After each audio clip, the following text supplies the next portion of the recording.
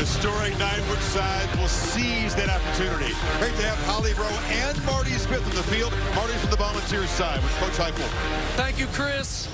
Coach, this is as good as it gets, man. What is the added emphasis and importance of physicality at the point of attack tonight? Absolutely. Play a big-time game. Physicality, line of scrimmage is going to be super important, but there's going to be physicality all over this field. We got to go play. Thank you, Coach. Have fun. It is 25 degrees at the field level, officially tying the coldest kickoff in Tennessee football history. They want to make sure that quarterback Nico Iamaleava stays warm tonight. So Coach Heupel has stressed to Nico, make sure you stay warm so you don't have to get warm. They sewed fleece-lined pockets into Nico's jersey, and they ordered very hot electric warmers off the internet to keep him warm. Now let's head to Holly with Ryan Day. Well, Coach Day, you talked about the importance of getting out to a fast start. I saw you talk to Will Howard during warm-ups. What are your final reminders to him? Just play within himself, play with poise, take care of the ball early, get into a rhythm. We're going to start with the ball here, so let's get a great drive going. Thank you, Coach. Right. The cold is also an issue over here. They've, of course, got bench warmers, heaters blowing hot air. The biggest problem is hydration. You don't want to drink when it's this cold outside, so there are a lot of bottles getting these guys to drink some water. And Will Howard, the quarterback, told me he's not bothered by the cold. His last game at Kansas State last year, there was 6 to 8 inches of snow. He said, this is nothing. No sleeves, no gloves, no problem. Holly, thank you. There is tremendous pressure on this home team to re-script the ugly end of the season. Opportunity awaits. A place in football paradise for the winner at New Year's Date against Oregon on the line. Enjoy an historic special night in the Horseshoe. The boot by Josh Kirbyville, fair caught. And here comes this Ohio State offense. Will Howard, a threat to run strategically, efficient passer. He's been focused on those 8 interceptions. They've come at bad times. They've been really disastrous plays at times. Well, especially the last game, a pick in the red zone, picking deep in his own area that led to Michigan's touchdown. And I think this guy, other than that, this guy has really stepped in and won this team over with his leadership. He's big, he's athletic, can make plays with his legs, especially on 3rd down when he needs to. Important for he and Ohio State to try to get off to a good start with this atmosphere and with the way their season ended. Much more experience than his counterpart for Tennessee. The 40th start in Howard's career, 28 of those at Kansas State. Quinshon Judkins, the electric bat to the right of the quarterback. They pitch it to the edge. Emeka Egbuka gets a block and gets forward for about 6 or 7. Here's the impact players when Ohio State's got the ball. Yeah, they're going to start in the backfield. You'll see a couple backs. Trevion Henderson, a veteran's been through a lot. We'll talk about that. Jeremiah Smith, the true freshman receiver, is unbelievable. They're looking to try to get him isolated. Norman Lott, 55. Ohio State on issue with Michigan's defensive line. Norman Lott is really their most athletic man. And then keep an eye on Jermod McCoy, the top corner for Tennessee. They'll leave him on an island quite a bit tonight. 2nd and 2. Howard from the pocket, steps up, delivers across the middle. High ball incomplete. Good effort by Egbuka. It was high and behind him. Couldn't quite collect it. 3rd and short coming up. Well, that opened up. He had a big throwing lane there. The linebackers cleared out. He looked right, came back to the left. Ball's a little bit high and behind. Egbuka making a great effort there. You can see once he had his right hand on the ball, he started to look for a safety, maybe coming down to hit him. Just not quite able to finish that. He's got great hands. Gave a good effort there. Brings up 3rd down. Tennessee very stout on 3rd down. Play clock already at 5 as they get lined up for this first 3rd down conversion. And the operation not that brisk. And so they'll spend an early timeout. Both teams absolutely focused on starting fast, Kirk. We've seen the visiting teams in these playoff games struggle out of the gate, and momentum is built against them. Yeah, challenge. It is important, especially, like I said, especially for Ohio State, with the way their season ended and with this atmosphere. They've never seen anything like that. To come in and see 40 or 50,000 Orange. That many? I think there's 40,000 in here. I look out. Oh, yeah. That might be a little high. There's a lot of orange here. Maybe 40. Are you kidding me? To me, it's 40,000, at least 40,000. It's a lot. It's shocking. You're right. Yeah. Ohio State's offensive line, they've lost 2 key players to injuries in this season. Seth McLaughlin out, so Carter Hinsman steps up. He was last year's starting center, moves over from guard. Donovan Jackson is the guard moving out to left tackle since midseason. Such a big story. And Donovan Jackson has been selfless in his approach. He's an All-American guard, but he had to kick out with those injuries to play that left tackle spot. 3rd and 2. Howard again looking to throw, pressured, and he'll be dragged down. There's a flag. Bryson Eason got him, but I think he got the face mask as well. Well, that's the Achilles heel, and he did grab the face mask. That'll give Ohio State a break, but that's the issue in the interior for Ohio State. Shabula, the right guard. 15-yard penalty, automatic first down. It's an ACC officiating crew tonight. Jerry Magalanis is the referee. And yeah, that mental mistake by Eason moves the ball out near midfield. Yeah, he got in so quickly. A chance to come up with that sack. The left hand just gets up too high on the face mask. Watch how quick he is. This is the concern. Who's going to win that matchup? Just a mismatch there on this 3rd down. Works right around him. And Shabula, again, is the offensive guard who struggled in those one-on-one situations against Michigan the entire game. When you match up these 2 teams, notable difference in penalty yardage. Tennessee penalized a lot more than Ohio State this season. James Pierce, the pass rusher off the edge, makes a play tackling Judkins for a loss here. He chased that down from behind. That's a counter play. You shouldn't be thinking about the backside defensive end, but he chased that down with no problem, no fear at all of Howard pulling that. Some tempo being used here. They whistle the play dead before the snap. And it's going to be a false start. So I don't know if it's the Volunteer fans on the road causing problems or just the tension of the moment, but they're now way behind the sticks. Offense. All 11 players were not set before the snap. Ohio State trying to go tempo. 2nd down. You know, that's one of the ways to try to create a little bit of momentum yourself, get Tennessee confused and on their heels, and it worked as far as Tennessee was trying to get lined up, but Will Howard did not allow the receivers all to get set, so a little bit of a back and forth here with some of these penalties. You haven't seen Ohio State. They've gone away from the tempo. Actually, the slowest playing team in the playoff field. They've run the fewest plays. They tried to get ready for the long haul by not playing quite as frenetically in the regular season. Wear and tear reduced, Brian Day believes. Downfield, Trevion Henderson on the wheel route. Nice ball from Howard. First down near the Volunteer 35. He got 21. That time he came out of the backfield, motioned him. See, the linebacker sees him, gets a little bit caught up in traffic, and it frees him. That's actually a defensive end and a mismatch there for Henderson to go down that right sideline. Joseph's usually a guy that rushes the quarterback with zone pressure. He's out there in that flat. Tough matchup for him. Chip Kelly, the play caller, loves to feature the 2 backs as receivers. And now a downfield shot on first down for the end zone. Touchdown, Ohio State strikes first. The freshman, Jeremiah Smith.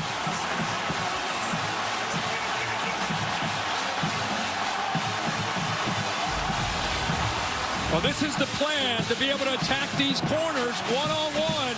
Does he hold on, finish the catch? Comes down, he gets the left arm underneath to be able to prevent the ball from coming loose. Really good job. Look at that right arm, grab it on. Does he finish? He does. That's a touchdown for Ohio State, and what a way to start for the Buckeyes. Sensational freshman year for Smith. It comes from Miami Gardens. Leads this team in receiving yards.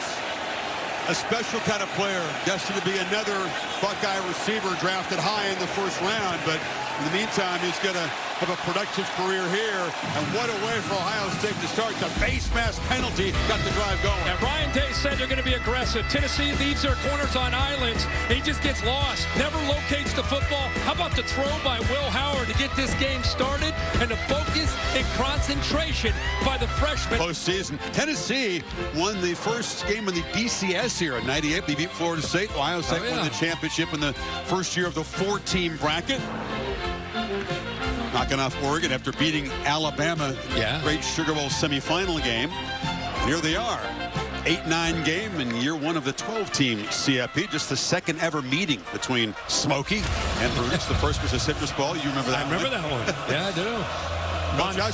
Josh Heupel's offense, Kirk, not often have they got onto a quick start. They did their last massive road test at Georgia, ended up losing that game, but very often they've gotten off to slow starts and turned the ball over. So Nico Iamaleava, 14th start, came out of the gate quickly.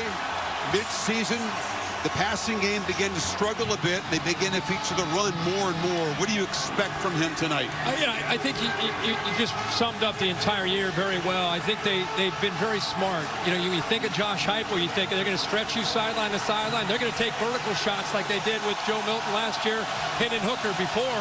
This year they've been a little bit smarter. They've eased the young freshman quarterback in, relied more on their defense and the running game. He's going to obviously have to make plays, but it starts with the offensive line tonight in this run game. Iamaleava from the pocket has time. Nobody open, takes off. He's a long strider in a dangerous scramble.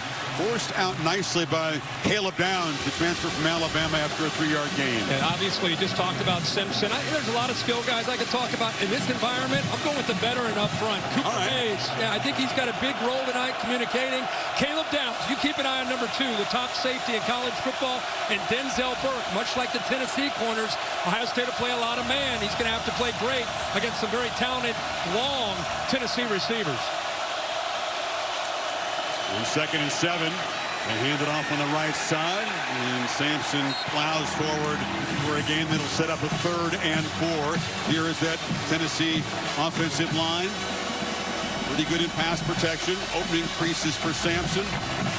Hayes is the leader, hadn't allowed a sack in 26 games, so it's hard to beat them. Yeah, they run downhill. They're physical. They love the counter play where they give their talented back Sampson enough time to use his vision and patience. He bounces a lot of these runs. Buckeyes, like Tennessee, very stout on 3rd down. Nico trying to throw for it, and now scrambling, and he will get hit hard and knocked down short of the marker. So forced out of the pocket, Cody Simon and Big Jack Sawyer sandwiched him, and here comes the punt team. Well, Ohio State, really good job in coverage. What they wanted to do, they wanted to challenge Nico tonight is to make him come off his primary. If primary's not there, they felt confident that he would look down, start to take off, and show some of his youth. Look at those scarlet jerseys flying around, but that really started with Jim Knowles' defense and the coverage to take away his primary receiver. Caleb Downs, a dangerous punt returner, took one to the house against Indiana. Jackson Ross, the Aussie. Nothing is routine in the kicking game on a cold night. This is a line drive that Downs comes up, makes a fair catch at the 32-yard line. Tremendous opening drive for Will Howard. His touchdown pass has Ohio State on top. Second possession straight ahead.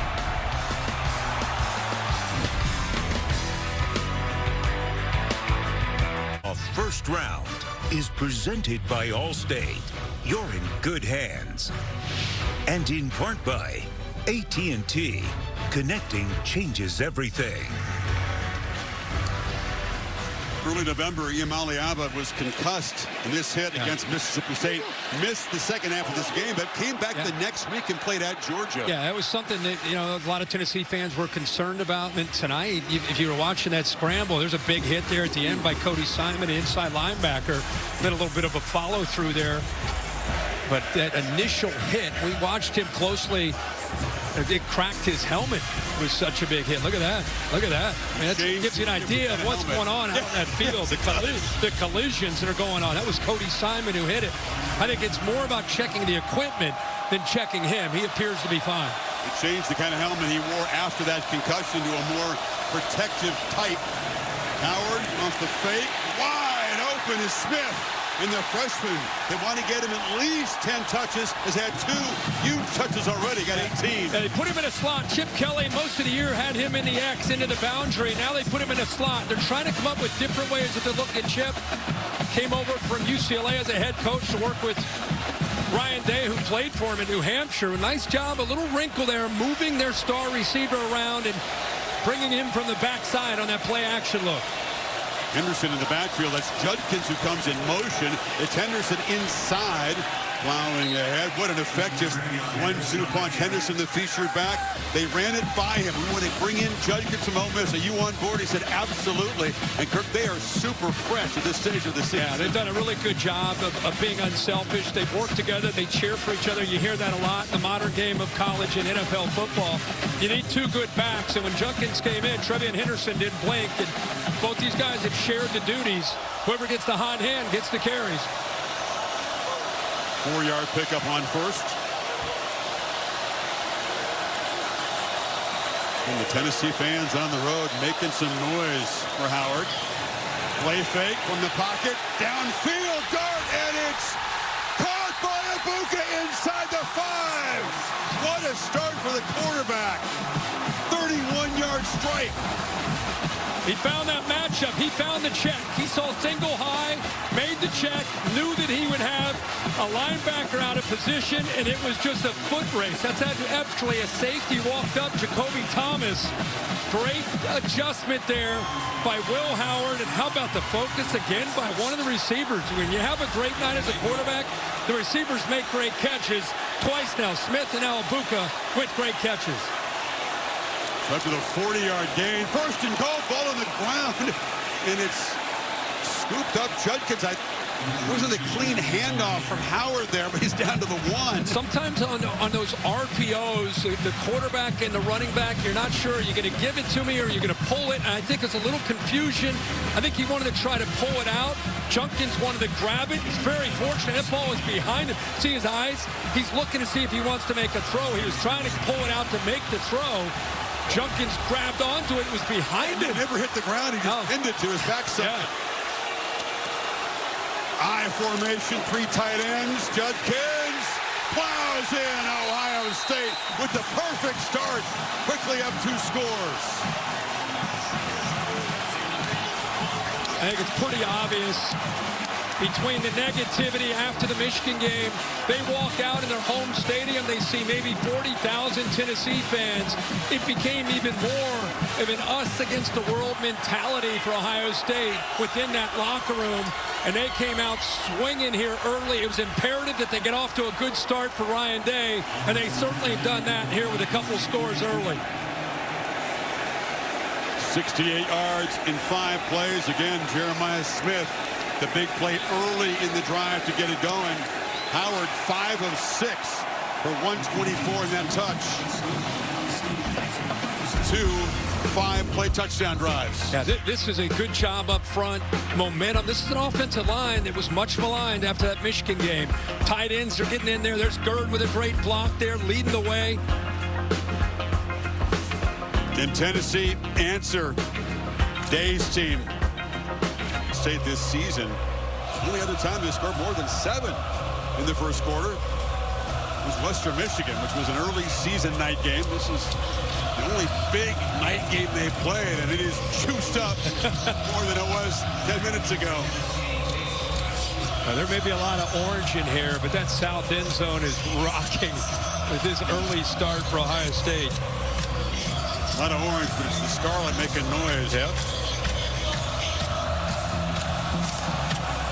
Second possession coming up for Nico Iamaleava and the Vols offense. Let's go to Marty Smith on the Volunteers sideline. That was a big hit in the first series, Marty. It was a huge hit, Chris. In fact, you'd put a 6-inch crack on top of Nico Iamaleava's helmet.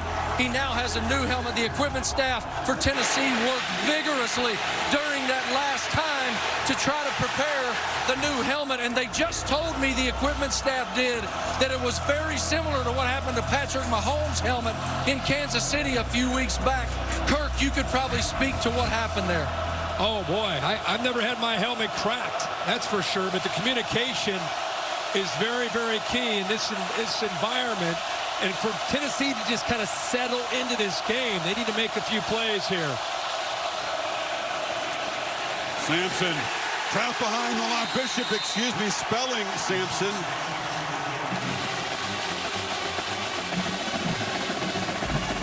Boy, this Ohio State defensive line has got some playmakers themselves. We've talked about Tennessee. Look at that perfect technique by Tyleik Williams at 330 pounds. Iamaleava again, pressured! And sack back at the 10. Huge flex. Tyreek Williams got in there. Tuimoloau actually sets almost a screen up with movement here, and that frees up Tyreek Williams to work around it. There's nobody there to pick him up. He ends up getting there first, and Tuimoloau ends up cleaning it up. This defense, man, they are playing with some energy. I was wondering if Tuimoloau would tackle Iamale out of that half. Oh, you were waiting for that one. 3rd and 23.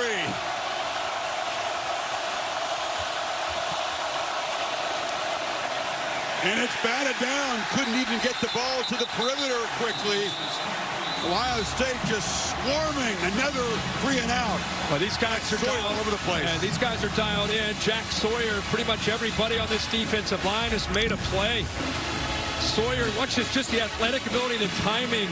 Waits for the right time, gets a hand up, knocks this down, keeps Tennessee deep in their own territory to set up this punt. Jackson Ross standing in his end zone. We knew it'd be a challenge for these road teams in year 1 of the first-round playoff games on the campuses. It was a tough start last night for Indiana, and it was a tough start for SMU this afternoon. But this is early urgency whistle before the punt. They got to delay a game unless there was a timeout. Push them back further. Play game. Offense. 5-yard penalty. Remain 4th down. The start. Every coach has repeated the same mantra to their team. It could not be any worse for Tennessee at the moment. No, I mean, every phase of this game, Ohio State just really dominating off to this fast start. We're just 7 minutes to go in this first quarter. See if they come after the punt of Ross, down, standing near midfield to receive it. They back off to set up a return. It's a line drive kick again. The Downs muffs. The ball bouncing around, a scramble for it. He was able to retain possession and avoid the turnover. That was the break that Tennessee needed, but the Buckeyes keep it at their 42. Yeah. Cold night is going to be tricky for these returners. And that one was almost a momentum changer. Ohio State keeps it. Offense was troubled, couldn't really run it. 2 interceptions for Howard. How about tonight? 13.3 per play. That's 10 plays, 14 points versus what they did in 60 minutes. Credit to Michigan, but a totally different mindset and approach for Ohio State tonight with the creativity and the aggressiveness. 3 of the 5 completions, over 20 yards already for Will Howard.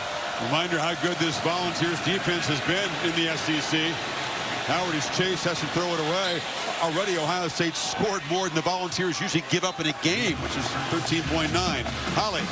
Well, guys, right tackle for Ohio State. Josh Fryer was injured on the last offensive possession. They've taken him over, looked at his right ankle, and have heavily taped that ankle. But I can tell you he's hurting. He just gave up penetration on that last play.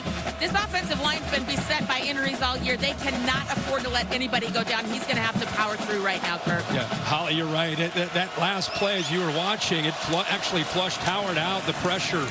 Out of the backfield, it's Henderson in the flat, gets some blocks, lowers the head, and picks up first down yardage in Tennessee territory. This is a really good job of attacking out of the perimeter. Ohio State has tremendous team speed, not only at receiver. We've talked about Chunkins and Henderson. And right now you'll see Chip Kelly trying to get his skill out in space against this Tennessee defense that has not given up very many big plays all year. Volunteers are being stretched horizontally and vertically already in this first quarter. Those throws in the flats, those deep shots downfield, it's all working. Yeah, and Tim Banks, the defensive coordinator from Tennessee, I think has done as good of a job as any coordinator in the country. In fact, he's a finalist for the Broyles as one of the top assistant coaches. His defense, if Tennessee's going to get back in this game, his defense is going to have to make a play. Create a turnover. Buckeyes behind the sticks, 2nd and 11. Interesting, if you widen out, you got 3 receivers to the right, and you really don't have enough defensive. Oh, okay, now they make the adjustment. It's a huge cushion for Smith. He came out of a slot there. Nobody near him. Easy access pickup there. Yeah, that's what I was looking at, is as much as Jeremiah Smith has made plays, shocked that he's out here by himself, just kind of isolated. He has another receiver out to his right. So they're changing their mindset. Instead of being aggressive, instead of putting press man and getting into the face of these talented receivers, they're kind of trying to prevent the big play, keeping the ball in front of them. Third down, need 5. This is the question. Can this offensive line protect in these kind of situations? Tennessee showing some pressure. Don't bring it. They back out into coverage. Howard scanning. Long throw. And he finds Abuka in the zone, who makes the catch inside the 30. Take a look at these 3 defensive backs, these 3 receivers. At the last second, the snap of the ball, they come down. Now he's got to make that read and decides to go over top of that corner, number 6. That was a long developing play, and you got to be able to trust your offensive line. Questions about how they'd protect. That time, they gave him plenty of time to make that read and throw. Elijah Simmons, senior from Memphis, one of the 5 300-pounders that the Volunteers rotate in the interior of that defensive line, being looked at by the athletic trainers. So they have the answer on that third down conversion. Now this Volunteer defense, I mean, I know it's the first quarter and we've only played 10 minutes, but there's some serious urgency for them to get a stop here. Yeah, and go back to the opening drive. The place was going crazy. Tennessee got Ohio State to a third down. Made a great play in the interior with Amari Thomas. Came in, got the sack. It was going to be fourth down. Actually, I'm sorry, it was Bryson Eason. Came in, got the sack. He pulled on that face mask. So instead of a punt for Ohio State on the opening series, get the ton of momentum. Instead, it's a face mask to keep the Ohio State drive alive. Ended up scoring on the drive.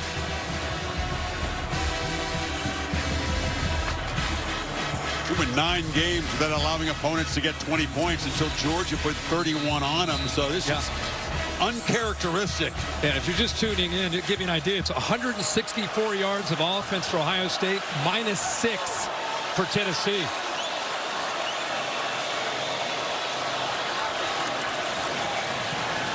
Howard on the move, flips it short. Henderson was going full, or excuse me, G. Scott, the tight end, going full speed, made the catch but couldn't hit the brakes. Runs out of bounds for a loss.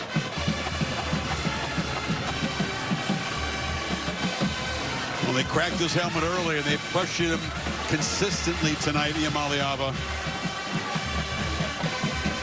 This is a big series for both teams here.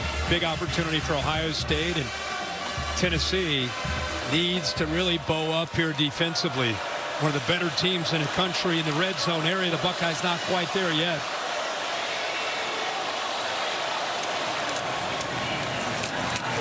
Handoff. Breaking into the clear. Henderson. Touchdown, Ohio State. They're 3 for 3.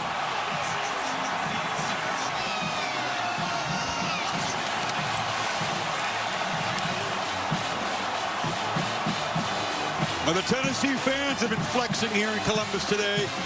Once the game's kicked off, it's been a serious scarlet flex on the field.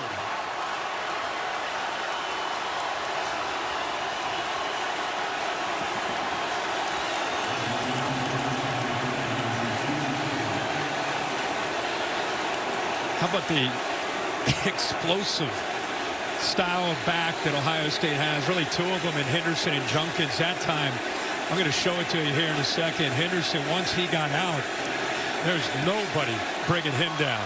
29-yard touchdown sprint. Total yards are 191 to -6 at the moment. A counter play, Chris, going this way. So you'd think this play is designed to go out to the left after the motion. Watch this move by Henderson. The feel off that counter play. To Tennessee's credit, they shut it down. And then watch this right here by the safeties coming up and run support Will Brooks. No chance there to slow him down.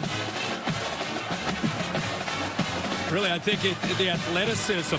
Great blocks in the interior there. What a job there by Luke Montgomery, who has not played a lot of football. Look at him drive the Tennessee defender into the ground. And then Henderson with that speed and acceleration. Just no chance for that back end after the safety Brooks missed it. A lot of folks wondering, including Ohio State faithful, how this team would respond. You lose to Michigan, a game that a lot of fans here would rather win than win a national championship, as crazy as that sounds. Would they feel the pressure and play like it, or would they respond and bring out their best? I think we've seen it's the second so far tonight. Tides, tackles. They can look at what we've seen so far out here. What we're seeing is this defensive line. You know, you don't have to overload the line of scrimmage when you have a defensive line that's playing the way Ohio State's is. And a big part of defending Tennessee is, can you win at the line of scrimmage? Can your defensive line prevent you, because of the way they stretch you sideline to sideline, from having to declare numbers and put a bunch of guys up near the line of scrimmage to stop that run game? Right now, Ohio State's defensive line is winning. It's allowing Ohio State to stay back against Nico in that pass game and just win up front. Seventh play for Tennessee.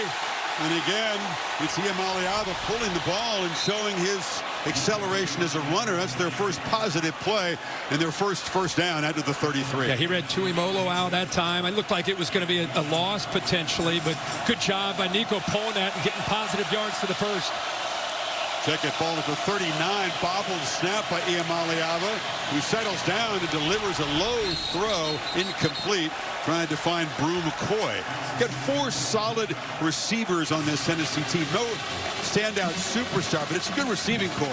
Oh, yeah, absolutely. And Brew McCoy's been through a lot as a volunteer, banged up last year, missed most of the year, worked through some injuries this year. But you look at him and Thornton, Brazel, they've got some players, Squirrel White. Problem is right now, Ohio State's able to sit back because of the way that, again, that defensive front's playing. Wide receivers split out as wide as you can get, almost sideline to sideline.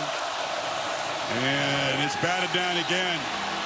Pressure, and Tuimoloau got a hand on it. Nico, everything is a struggle at the moment. Yeah, they pulled Lance Hurd, the left tackle.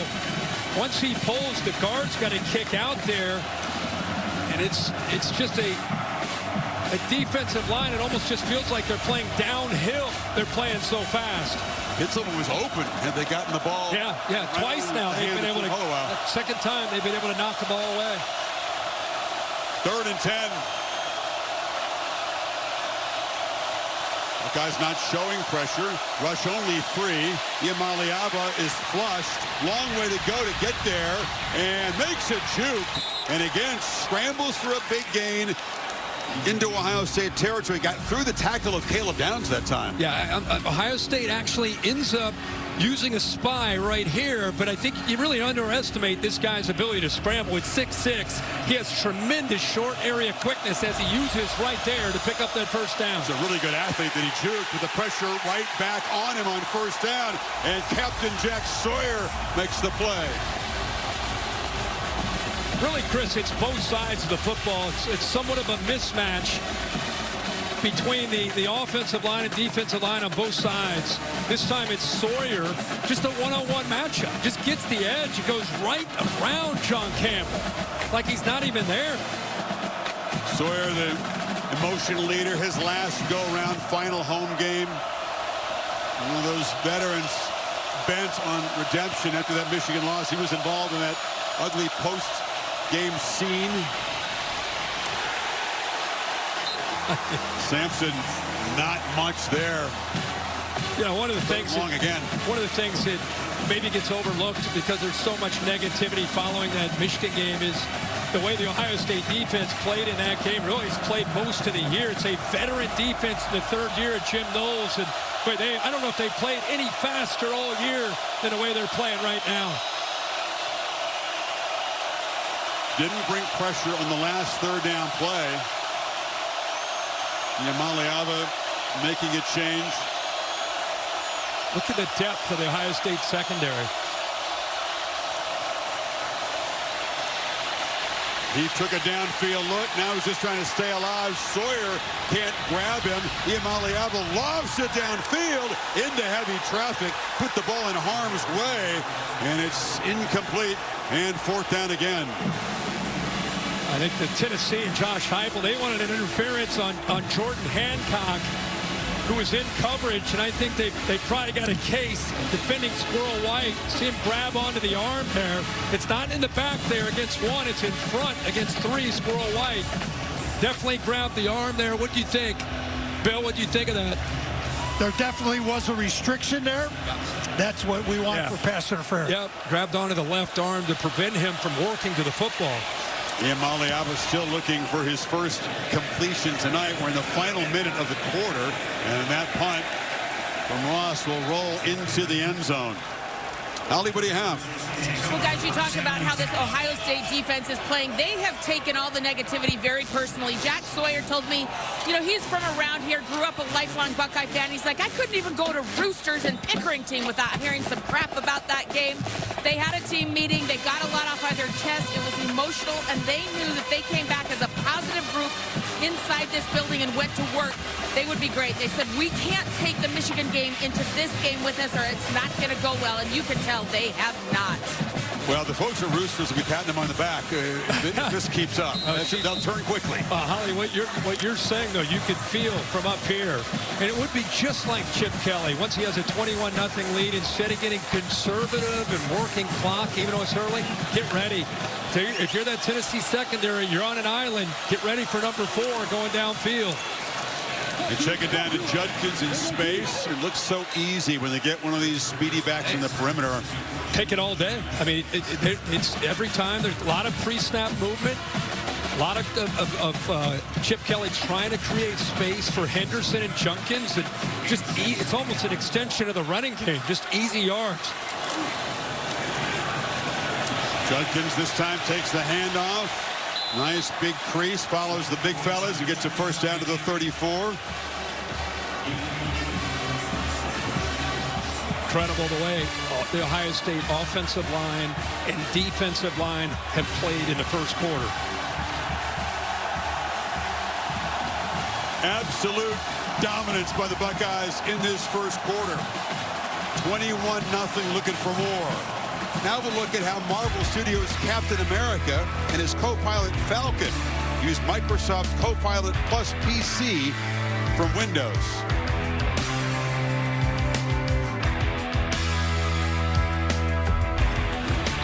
The quarterfinals begin on New Year's Eve, then a triple header on New Year's Day.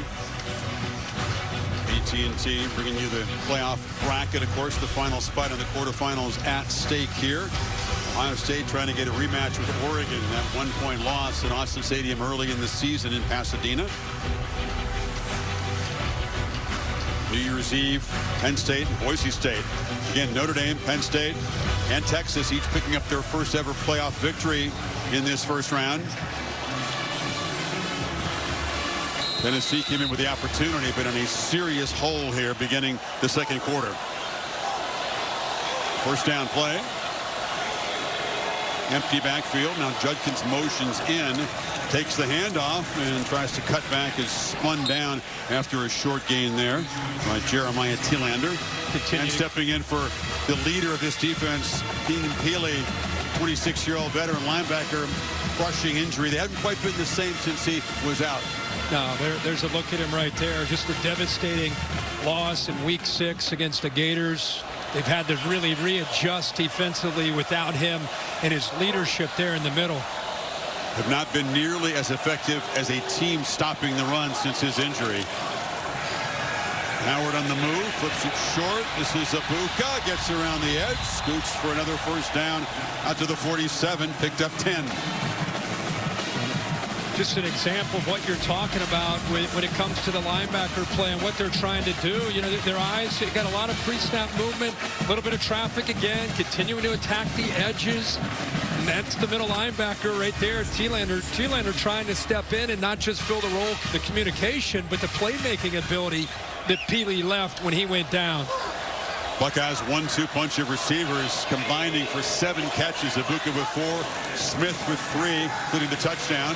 Howard scanning, And he'll take off. He's a good north-south scrambler. Now he gets sideways and gets into Tennessee territory, picking up about 6 before Christian Harrison brought him down. Well, the Vols do a pretty good job of dropping back and communicating on some of these crossing routes. Look at the back end. You can see Jeremiah Smith taken away. And then there again, Will Howard. Christy said, I mean, the guy at 6'4", 235 pounds, you don't necessarily think of him as much of a scrambler, but he definitely has made some plays this year with his legs and picks up positive yards there on that first down play. From the pocket, he's under pressure and throws it off his back foot. Low throw, incomplete. Big Omari Thomas was boring down on him. That's what this Tennessee defense needs. We really thought the matchup in this game wasn't necessarily just about Will Howard as receivers. It was really, will Will Howard have time to throw against the Tennessee front? How would Ohio State's offensive line do? They, of course, won the first quarter. Still a long way to go. Here we go with another third down. Tennessee, some of these defensive linemen, hands on their hips, trying to catch their breath. It's imperative. If they want to try to fight back in this game, Volunteer defense needs to get off the field on this 3rd and 4. Crowding the line, bringing the pressure. Ball out quickly, but it's batted down. Howard actually catches his own pass. Takes a big shot. Gets back to the line of scrimmage. It'll be 4th down. Well, Tennessee walked the pressure up and actually did a good job with the initial pressure in the interior.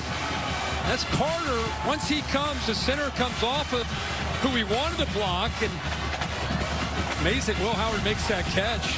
Ryan Day says, we're not going to punt, try to pin him back. Apparently, they're going to go for this near midfield. Henderson is the back. Let's see if they snap it. They will. This time, no pressure, short throw, catch made. Can he get there? Yes, the brilliant freshman just dances around the edge and keeps this drive alive. Well, you see the motion with the Emeka Egbuka. Tennessee follows him here, and then Jeremiah Smith works the other way. Tennessee was anticipating that. You saw the safety come down. That was Christian Charles, but what a move after the catch to avoid Charles and then pick up that first down. He's a special talent. They're attending to Big Dominic Bailey on the field. Buckeyes will have first down. This secondary stood up most of the year, but that's a big-time throw and a great catch by Jeremiah Smith early. The recognition, a check at the line of scrimmage by Will Howard. He saw an opportunity to get Emeka Egbuka behind the safety, hit it. Play design. Look at that cutback. False reads there by pulling it on the counter play, but the great read by cutting that back by Trevion Henderson, and led to another touchdown with that run there. Henderson has the football and slips one tackle. That 10-yard pickup on 4th down puts Smith over 1,000 yards in his freshman season. Truly a special guy. 19 years old a few weeks ago. Great maturity. They say he prepares like a pro. He looks physically like a 25-year-old guy. He does. He looks like he's in his 3rd or 4th year in the NFL. But when you get around the program, you talk to anybody, whether it's Brian Hartline, his position coach, or Ryan Day, Chip Kelly. These guys have been around some pretty special players in their day, and they all just, their eyes line up. They said he's a better guy than a player. Hard worker, big time in the prep, super humble. Keeper Howard gets a block on the edge, and nice play in the open field as they stop him at the 30. It's Ricky Gibson off the corner. Yeah, these some of the catches. He really exploded on the scene this year as a true freshman, making plays like that. I mean, this guy's at the time 18 years old. Another catch right here against Iowa, just throws that right hand up there. Basically, if he's one-on-one against a corner, Ohio State has felt like nobody can stay with him. This guy's 225 pounds, moving around with that kind of body control. Tennessee not surprised. They compared him when they studied the tape to Calvin Johnson when he was at Georgia Tech Megatron, or Randy Moss. That's a pretty good comparison for a freshman. That's pretty good. On 3rd down, Howard again flips it across, and there's that freshman again. And Smith makes the catch for yet another first down. Got 10 more. Holly? Well, guys, Jeremiah Smith is just 19 years old. The thing that's even more impressive is his work ethic. He is working so hard in practice. They're actually having to monitor his GPS, and when he overloads and goes too hard, they're having to pull him back. Have you ever heard of a freshman getting pulled back because they're working too hard? That's how special this young man is. He hates, by the way, to come out of practice when they do that. Love to hear that. Howard, 14 of 17, approaching 200 yards. Look at the throw again, right down the middle. Battle for the ball. It's batted and intercepted. Off the pick, that was Will Brooks, who makes his 4th interception of the season. Arian Carter was way back and drifted. Howard says it's out of bounds. Now, it's the matter, does he get that left foot down? Ball's tipped, pretty tight coverage. Here's Smith making an effort on this ball. He actually has it. Comes out of his hand late.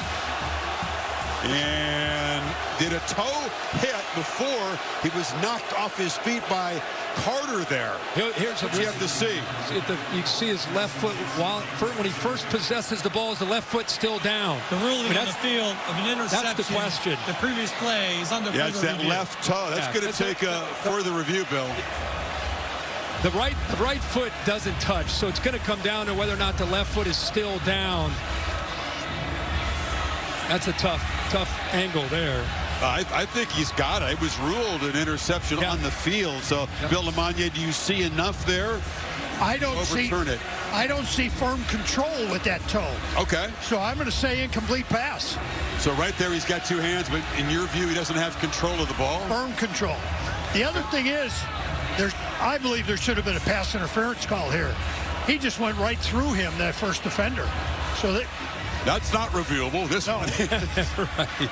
And John Bush against the SEC crew. Boy, I don't know.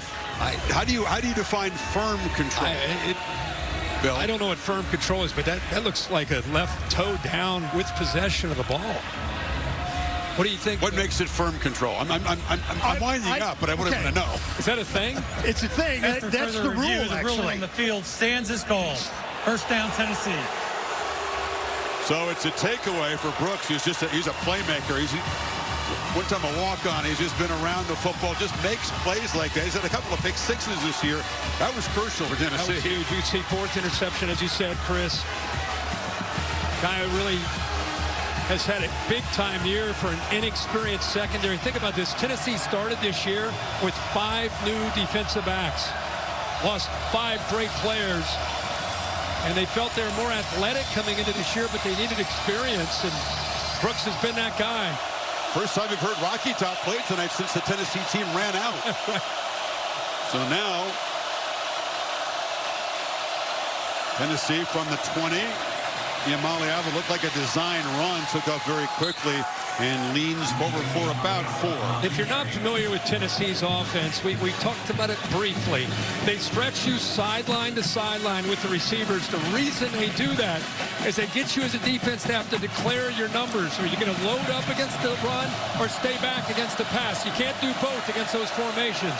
Strong arm throw, and it's a completion out across the 45. Finally some rhythm there. You can hear the fans saying "brew" from McCoy. That's his first completion of the game. And so what they think is they're going to stretch you sideline to sideline. If they get them numbers right, they want to run the football. But tonight, they just can't against this defensive line. And look at the throw, crossing route, fits it into space, and from nowhere, some rhythm as Squirrel White makes the grab in the Ohio State territory in front of Hancock. Hey, considering how this Ohio State defense has played, what a job on back-to-back throws by Nico, stepping through the throw and putting the ball right on the money.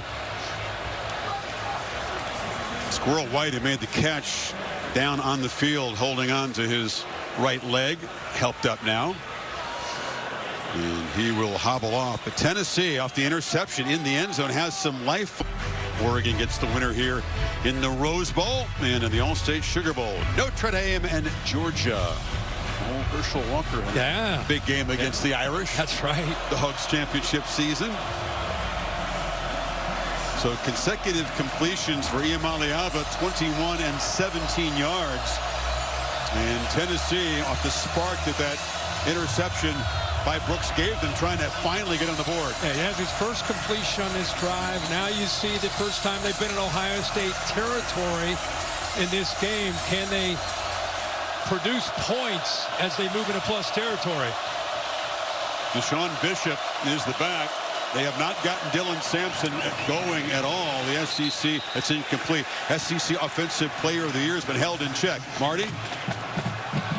Chris, when Ohio State had the ball last, Dillon was favoring extra stretching on his left hamstring. He was on the bite trying to stay loose, and I've not yet seen him on this drive. Yeah, he's not in there now. Cold night. You worry about things like hamstrings, but again, he's been their most consistent, reliable offensive weapon this season. Yeah, he's had a monster year, obviously. You got to believe this is 4-down territory. See what kind of play call Josh Heupel goes with here. Does he go for the first, or does he try to get himself a little bit closer? Protection's been an issue on 3rd down. Rollins just 1 of 4. Bishop is a powerful back out of the backfield, can catch the ball too. Comes the blitz off to his right. Iamaleava affected, throws it into traffic, and it's intercepted. Davison Inkbenusen. As Tyleek Williams provided the pressure, there are flags where the quarterback was hit, so hold on. And this interception is going to be taken off the board. Number 97. Yeah, it's Kenyatta Jackson. Automatic first down. And I want to ask Bill here, but I think it was the fact that he grabbed Nico as he threw it and then drove him into the ground. Ohio State brings pressure on the outside. It gets picked up, but watch 97 after the throw drive him into the ground. That's the only thing I can see, Bill. What is that? I'm sure that's what it was called for. Yeah.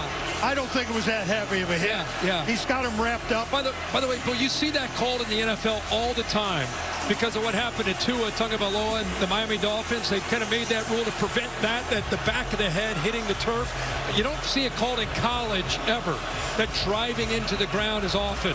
Not unless it's second act. Yeah, yes. Right. It was a great play by Inkbenusen that's going to be nullified. Iamaleava was in the air when Jackson hit him, and kind of, I don't see that. Yeah, I don't think the passer. Well, neither does Ryan Day. And in any case, Tennessee, who can use any break they can find right now, is in the red zone with their first down. Play fake, short throw, through McCoy, sandwiched and knocked down after about a 5-yard gain. It's just amazing to me they've had to go away from their running game. You know, when you talk about importance in a running game, this team leads the nation when it comes to play action pass. How do you run play action? You run the football to set up play action. But they've had to turn to Nico in his passing game to get this offense going. 2 receivers stacked far to the right side of the formation. A lot of time on the play clock for Iamaleava to make adjustments, and now McCoy goes over to the far left side.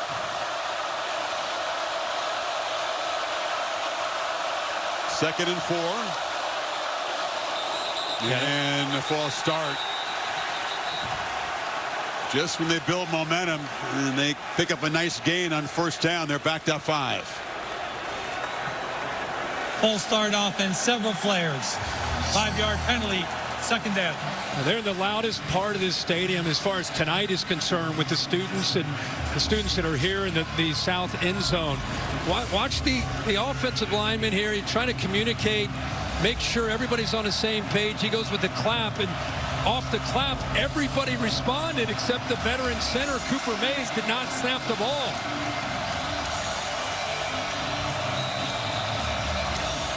Three points, pretty insignificant at this stage, down 3 scores. Second and 9.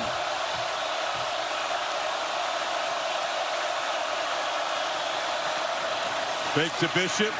Iamaleava, miscommunication on that right side there. Chris Brazel was well covered, didn't really react to the throw, and now it's third down. Now, Ohio State fooled Nico that time with their coverage. That was an RPO, and thought he might hand that off. There's just nobody open.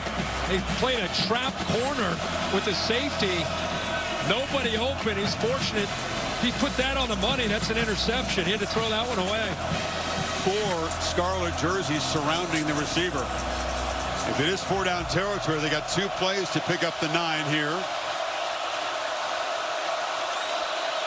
Buckeyes dancing around on defense. Play clock at 1. Did he see it?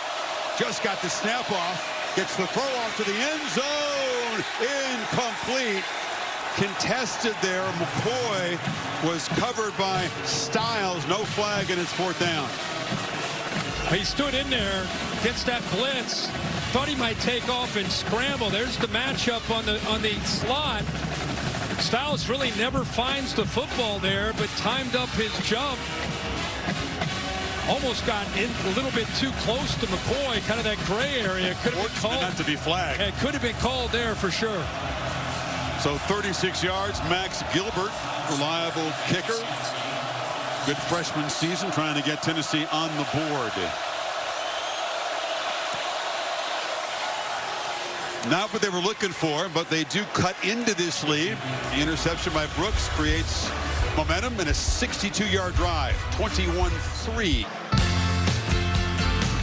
College football playoff, first round, presented by Allstate.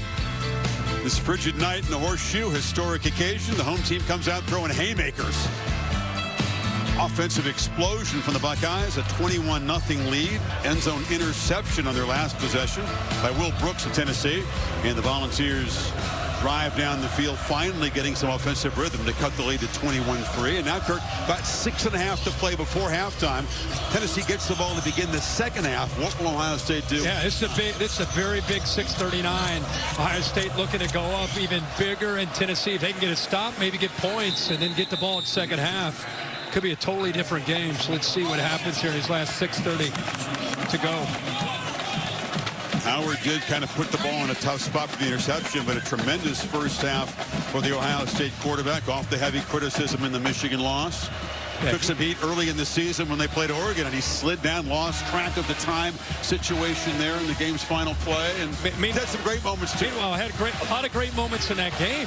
Just came down to that one last play, but overall has played great this year for Ohio State's offense. And as you say, off to an amazing start. 14 of 18, just kind of feels that the guys around him are really playing well, and Chip Kelly's put together a heck of a plan. Both featured running backs and the wide receivers have been superb as playmakers tonight. One of them there is Judkins, who patiently makes his way for a yard. Arian Carter got the stop. Yeah, that's a much better job of setting the edge by Tennessee's defense. You know, Ohio State's been working those edges, whether it's a quick pass out there to a running back or a back bouncing it. So that time, much better job of Tennessee forcing him back inside.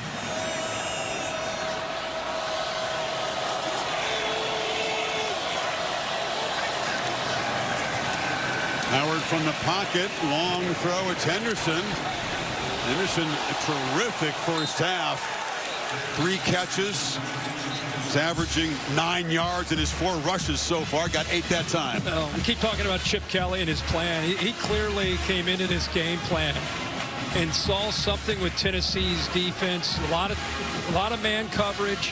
When they do play zone, right now they're giving away the flat, and they're capitalizing on those chances. Chip Kelly looking down on things.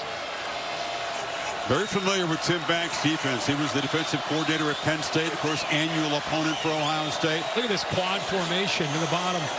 They pitch it in the edge. This is Ibuka. And Tennessee does a great job getting around those blockers and making a play. That was James Pierce, the coveted draft prospect. Chris, I really think the motion got the attention of Tennessee. And this is where Pierce comes from. They appear to be outmanned right here with 3 blockers. But look at Pierce chasing this down. Known as a pass rusher, but there, a good feel on 3rd and short, anticipating that throw and then chasing it down. Another play on the Mel Kiper draft tape for James Pierce, right? That's right. A good call. What a play by a defensive end getting out there when they needed to get Especially, off the field. Say, the timing of that. We just mentioned the last 6:39. What's going to happen? And the Vols defense does their job with a 3-and-out. First punt for Joe McGuire, goes down and picks up a low snap, and he's got a good roll here. Let the ball bounce. That was not what you want to do as a returner, and Tennessee will be pinned back. Interesting relationship, you know. Ryan Kelly has been known by Chip Kelly since Ryan was about 6 years old. Manchester, New Hampshire, you know, same high school, different year. You can see they're, you know, 17 years apart. And then at New Hampshire, he's the quarterback when Kelly is the offensive coordinator. Ran a breakneck tempo in the NFL. Day twice Yep. for Chip. Eagles and the 49ers. And then Kelly surprises a lot of people by leaving his position as UCLA head coach. Wanted to get back and actually work with players, get out of the administrative side of being a head coach. I think the NIL world, the transfer portal world, I think he said with the resources he had at UCLA, enough's enough. I think I just want to go back and call plays and be in the quarterback room and just be a football coach. And ended up calling Ryan Day, and they hooked up, made it happen. It's Peyton Lewis getting a turn as Marty Smith reporting. Dylan Sampson continues to be ailing over there and doesn't get a lot of chances, the freshman, to carry the ball. Got 6 yards that time. Pretty good start there, spinning through the traffic and getting positive yards. Tennessee a chance here. If they could get something out of this possession, again, they'll get the football in the third quarter. A long way to go. And that's Tuimoloau knocking down Iamaleava again. Yeah, that was a big hit. Looks like Squirrel White is headed into the locker room there with a pretty noticeable limp. Marty reporting he was in and out of the tent twice. It was a right leg injury on that catch that he made in the last possession. See if he can go in the second half. And Sampson continues to stand and watch. 3rd and 2. Big play here. Option look. Iamaleava keeping all the way. Knocked down short of the first down, I thought. Let's see where they spot it. I didn't think he quite made the 31. I'll tell you, that was an effort there. That was a complete quarterback run there, following the running back. Back there that's in right now is Lewis, who leads the way. Watch this second and third effort right there to extend across. The ball is across the line. They've moved the chains and given him the first down. One of the receivers, like Staley, not even lined up, ready to go. You spotted it, Kirk. It was that leg drive, that lunge with the football, just enough to keep the drive going. Pitch on the edge. Braylon Staley. He's going to get a bigger role. Just one catch on the season coming in, but a freshman who's picked up steam in the 3 weeks of practice for this game. That's right. And like you said, with Squirrel White now down, he's going to have to step up. That last play, he was looking to the sideline, not even lined up. Mike Matthews, another freshman, Tennessee receiver in the game as well. See Nico checking over to Josh Heupel based on the look that he's seeing from Ohio State, trying to get into the right call here on 2nd and 3. You got the helmet communication. Now they shut it down. Lewis is in the backfield again. He's got the football. You got all of a sudden, Kirk, with these injuries to the veterans, true freshmen, Tennessee having to step in and play roles at skill positions. Yeah, you're starting to see some guys that haven't played a ton of football, but right now, offensive line are going to get the 2-minute timeout just before the snap there. But that offensive line this drive, feel like they're getting a little bit of a better push than they have most of the drives they've had so far tonight. Tennessee on their back foot finally has some traction here. 2 minutes to play in the first quarter, or the first half. Welcome back to Columbus. You see Tennessee running back, the SEC Offensive Player of the Year, Dylan Sampson, continuing to work during the break. You see the exasperation on his face there, trying to get it, what appeared to me to be a left hamstring tightness. He was on the bike trying to get loose, and as he was working through that after several revolutions, it looked like he was trying hard to loosen up that left hamstring, and right now he's still on the sideline, Chris. We got 2 carries so far for Sampson. That's it for 6 yards. Now they had 13 explosive plays this year, 20-plus yards. Iamaleava finds Brew McCoy. If Sampson can't be an impact player tonight, how does that change what Tennessee's doing on offense? Well, it's everything. He's been such an integral part of this offense and his style and just really the feel with this offensive line. So they have other talented backs, but he's just been the guy all year for this offense. Right now, Nico appears to be getting into some rhythm in his passing game, despite the pressure that he's been facing most of this first half. Didn't have a completion in the first quarter. Now 5 for 12, under pressure again. Shows the speed to get to the edge. It'll pump fake, Mahomes style. Nobody really fooled, but he picks up a nice gain there. You know, Ohio State came into this game and they had great appreciation for his ability to get out and create. The big thing that they wanted to do is prevent him from getting outside at 6'6" and covering ground to pick up yards and make throws on the run. So this crucial drive for Tennessee before the half to cut into this lead continues. Imaliava, high throw, put his receiver there in harm's way. Sonny Styles delivered a big blow. Look at the eyes of Imaliava and try to imagine who you're going to throw the football to. You got a receiver open to the left, but he's looking right. Now he starts to scramble. Nobody's able to get off of anybody.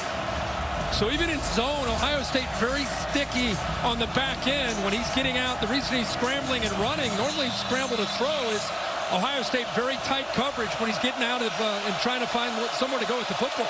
You'd think they want to account for him as a runner here now in this 3rd and 6 from the pocket. Throws it into traffic. The catch is made by Miles Kitselman, the tight end, close to the marker. Right. Don't think it's going to be quite enough. It's going to be 4th and short. I think he predetermined he's going to throw that football. There were 3 Ohio State defenders all around Kitselman there, but he squeezed it in for a 4th and short. Playing with tempo and quick burst. Deshaun Bishop, the number 2 back in this roster, an elevated role now with Sampson over there, converts. Yeah, he came close to pulling out of there. There's nobody left. Ohio State almost in that goal line defense on that 4th and half of a yard. If he pulls out of that tackle by Caleb Downs, he's to the house for a touchdown. And as it is, they're inside the 30, minute even to go. Tennessee has all 3 timeouts. Another throw underneath. Catch made, and escaping the tackle is Dante Thornton, the big playmaker. Finally gets involved tonight, picks up 14. That's exactly what I was about to say. I looked over at the stats to make sure. Yeah, he's not had a catch yet until this throw right here. These corners soft, and Nico with this quick game, getting the ball out of his hands quickly, gets the ball to the big number 1, 6'5" receiver. It's the nice work after the catch. Red zone. Can they get 7 here? Buckeyes among the best in the country. Red zone defense. And another pass batted down by Seward. He was thinking pick 6. He was. Second time that he individually has been able to knock a ball down, in the 3rd for Ohio State. Remember, this guy's 6'6". Nico's 6'6", throwing his football. And once again, Sawyer knows already he can't get there. But, man, is he good at timing up and knocking that ball away. And you're right, you got both hands on it. He was thinking about pick 6. Number 1 defense in red zone touchdown percentage. Opponents only scored 35% getting into the end zone on these red zone possessions. That's Tennessee's chore right now on 2nd and 10. Imaliava is going to run quarterback draw, and he's still fighting. Showing the strength in those long legs. Heupel spends a timeout. It'll be 3rd and short now. This kid's showing a lot of heart tonight, considering they're down 21, going up against a defense that's playing the way they are. That's a design QB draw. That's the confidence that they have. He's going to go right behind 18 Bishop. Crowded defense. You see the linebackers up, but look at again the effort. They're trying to strip the ball. This kid's busy trying to get extra yards and fights for another 2 or 3. It's rare to see this kind of quickness. Good job of covering up, protecting the ball. A guy 6'6", I think it goes back to his days of playing volleyball. He was an elite volleyball player, and I really think it helps how he plays the game of football when he takes off to run. That short area quicks, very, very unique for a guy at 6'6". Ball still with 2 timeouts and 42 seconds before halftime. The Mercedes-Benz halftime report. Reese, Joey, Des, recap what we've seen in other 2 playoff games today. Little T for the voice for Des down there. Absolutely. And Tennessee cut into this lead and get the football to begin the 2nd half. Huge moment in this game. They've been reeling from the heavy blows thrown by the Buckeyes so far tonight. And remember, red zone hasn't been a strength for these guys most of the year. Self-inflicted wounds like you were talking about with penalties and drops and get behind the sticks. Here they got a real shot at 3rd and 2. 42 seconds, and there's still the 2 timeouts. Yeah, they've kicked 12 field goals in the red zone. That's way too many. Need to break that trend here. 3rd and 2. Pressure here from Sonny Styles. Option look, keeper Imaliava has a 1st and goal, knocked down. I'll stop the clock momentarily for the chains. Let's see if he spends another timeout here. 36 seconds to go. Yeah, the speed option there. This guy continues to show his toughness and grit as a quarterback, highly touted in this era of the world of NIL, and this guy's showing what he's all about. And Bishop spins out of one tackle, slammed down to the 2. This is one of the hardest things in college football, to get the ball into the end zone against this Buckeye defense from in close, right? Yeah, best in the country at defending it. Take a lot of pride in their goal line stands. This will be tough to run the football in against Ohio State. Josh Heupel knows that better than anybody. And he's got a quarterback right now that's not only has a hot hand throwing it, but he's obviously doing a lot of damage with his feet as well. At goal-to-go defense, they'll put 6 defensive linemen in there sometimes. Big stand against Penn State to really win that game. They had one against Indiana. Played it tough against Michigan before eventually the chip shot field goal beat them. But those are good things to be first in the country in right there. Well, especially in this game, we keep talking about 21-3, 24 seconds to 1 timeout. Tennessee, how big of a deal is this to be down 21 in this environment, to get the field goal, to stop the bleeding, chance to maybe get a touchdown and then get the ball to start the second half. You pointed out this is the one part of this place where there aren't any fans in orange. It's all scarlet down in that end zone. Man, trying to get about 7 feet of real estate against that Buckeye defense. Been a serious challenge for opponents all year. QB run a factor. He's already carried it 12 times tonight. Bishop is to his right. Iamaleava straight keeper, cuts back and scores. Tennessee punches back. In the final minute of the first half, dominated by Ohio State, Tennessee grinds it out, Kirk. 16-play touchdown drive. Josh Heupel's going to be very proud of his team here to finish this one off. Just an outside stretch play that normally you would give this to a running back, but like I said before the snap, it's his 13th carry here in the first half. We're in the first half. This guy's had to carry it 13 times. It gives him 1 extra blocker when you can run the quarterback, especially down inside that 10-yard line. You don't think about Josh Heupel and basically the most basic offensive play in football. Quarterback, keeper. Right, right. And that was a featured part of that drive, a crucial drive to cut the lead to 11. He goes off to the right here. It's like just a stretch play. We'll point out for Tennessee fans that Dane Davis is in the game for Campbell. He does a nice job. They're just trying to stretch it, and then find the crease. He sees it. Pretty natural, instinctive runner for a quarterback. Gets behind that block of 66, who I just mentioned, Davis. And there's that toughness. This kid has been hit a lot in his first half. You said hard. That's a great word. This guy had his helmet split wide open. Like the first offensive series of the game, he was pressured constantly. Hadn't completed a pass in the first quarter, and they come alive in the last couple possessions. Yeah, Josh Heupel comes over to say good job to him. Well, this really sets up for a heck of a second half, considering how it started. Like Ohio State was running away with it. The ball showing that toughness and the backbone to fight back. Put themselves in a position to make this a football game. Tuberville boots it. And touchback. The other thing is it's the crowd noise, which was deafening, favoring Ohio State. They had all the momentum, all the energy. You get 10 points, settles things down as far as the stadium now. The first 15 minutes, this place was unglued. Don't forget the play by Pierce. He came off the defensive end spot on that funky formation to make the stop on 3rd and short. Force the punt to give Tennessee the opportunity to get the football back and cut into this lead. It's a good point. A guy that's known for his pass rushing abilities really improved as a run defender, and that was a huge play. Iamaleava on that drive, 4 for 5 as a passer. Ran it 6 times, including the touchdown. Henderson hurdles a man and goes out across the 40.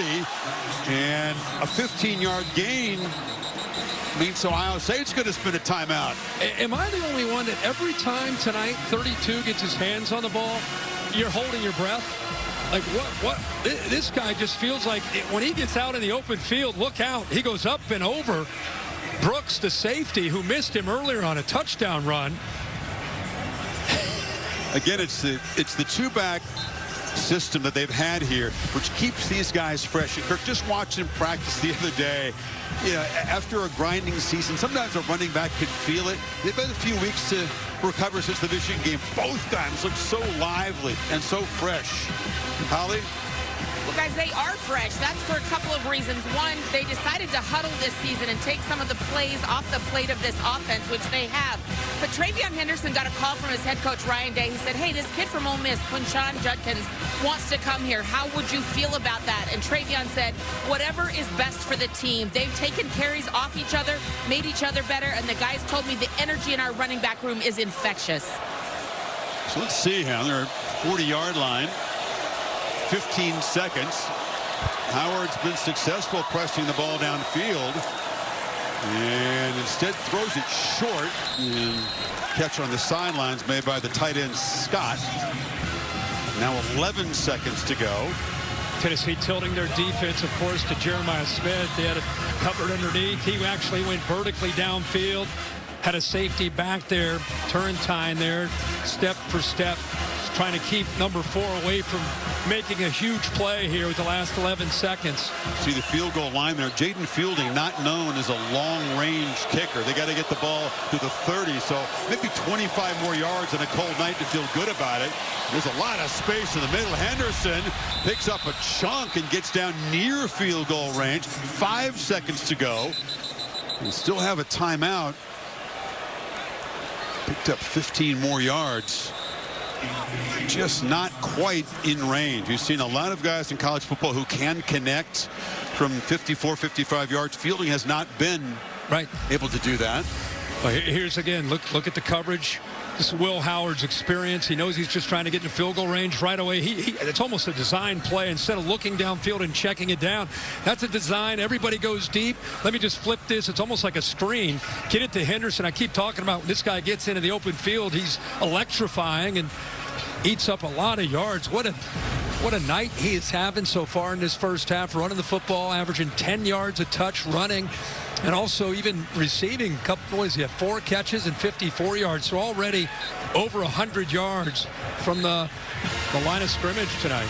Well, here's the man Fielding, who, after a couple of misses against Michigan, he was 9 for 10 in the season till he missed 2 field goals inside 40 yards in that game. Had to battle for his job. It was a competition in practice between he and Austin Snyder. They tried to put him under all kinds of pressure situations. He does not get the chance to try long field goals very often. And this from 56 yards, by far the longest of his career. This direction pre-game, the ball was traveling better, but that one really had no chance. And so Ohio State comes up empty on that possession, and Josh Heupel's team will get the football first to begin the second half. It was 21-0 for Ryan Day's Buckeyes. Now it's an 11-point game. Holly? Well, Coach Day, you wanted to get off to a fast start. What was the key to that for you, particularly the first shot to Jeremiah Smith? Well, yeah, I thought early on we got in a good rhythm throwing the ball. Defense got some good stops. You know, they just kind of took it down the field right there, so they got the ball to start the second half. We have to come out and get a good stop, win the first 4 minutes. They're starting to hurt you with the quarterback run. How do you stop the momentum with Nico? We're going to knock back the line of scrimmage. You know, they had a cue draw, and then they had a couple of those stretch runs. So we're going to knock the line of scrimmage back and tackle better. Thank you, Coach. Marty Smith, let's go to you. Coach, a critical touchdown there to close the half for you guys. What statement was just made? Yeah, we didn't start very well, but continued to play, made some plays, both sides of the ball, 30 more minutes of football. Got to do a better job on the line of scrimmage, both sides of the ball. Any indication why we only saw a couple carries from Dylan Sampson? Nah, a lot of football left here. We got 30 more minutes. Let's go play. Thanks, Coach. No injury update provided there by Heupel. No, sir. No, sir. They gave up more yards in the first half than they typically gave up in an entire game. So work to do on the Tennessee defensive side. Mercedes-Benz halftime report is coming up right after these messages. You're watching the college football playoff first round on Tangi. 22 degrees. Ohio State jumped to a 21-0 lead, and Tennessee battles back. The Ohio State offense extremely productive in that first quarter, incredibly productive. Slowed down a bit in the second quarter. The big takeaway by Will Brooks in the end zone. The interception turned things around. Chris Fowler, Kirk Herbstreit, trying our best to stay warm. Tennessee was frigid themselves. Nico Iamaleava showed a ton of guts. He got him back in the game. But unless Dylan Sampson can come back, what are they going to do offensively? Well, cut this lead further. That's a fair concern. I mean, Sampson is, you're talking about the SEC Offensive Player of the Year, but we're seeing something in the last couple times Tennessee had the ball where they've been able to not just rely on him throwing, but obviously his ability to run the football. He's playing with an edge tonight, which is giving the balls some hope, a chance to get back in a game. There's Sampson right there, who appears to be moving around pretty good. So we'll see if he's able to play here in this second half. That would be a big lift for this offense because they sure need number 6. Again, 7 straight games against SEC opponents. He had 100 yards. And he's been a driving force. Well, never got going at all. Just a couple carries in the first half. Again, you're talking about an offense that relies on the RPO, run pass option, and play action.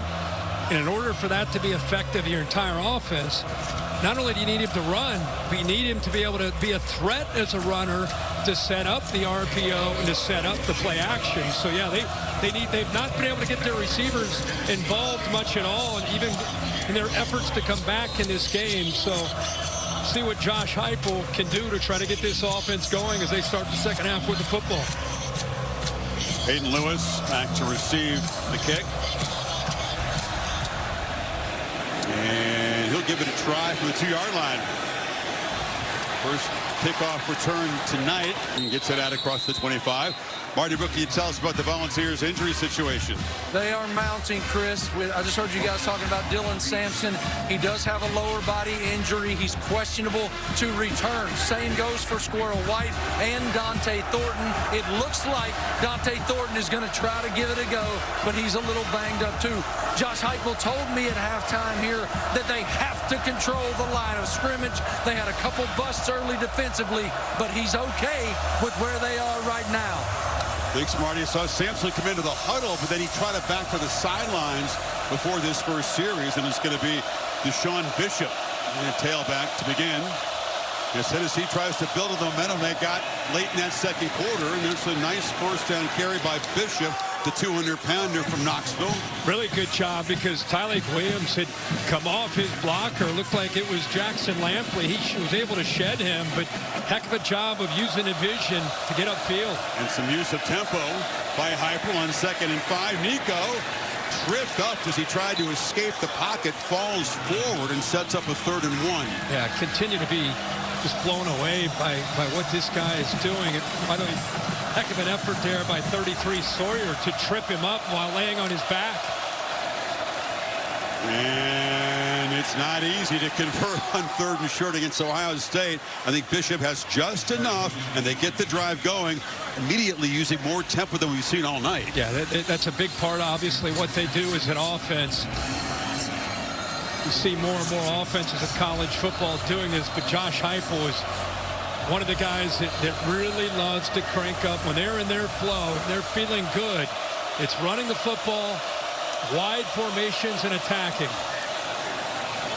Tennessee, usually one of the fastest in the country, especially in Heupel's early years. Not in the top 20 this year in terms of seconds between plays. 24 seconds was the average between plays. They can still crank it, but they don't make a habit of it as much. There's Bubba Lampley.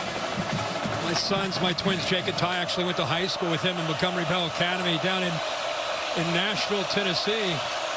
He's getting a chance to play with Spraggins, now down.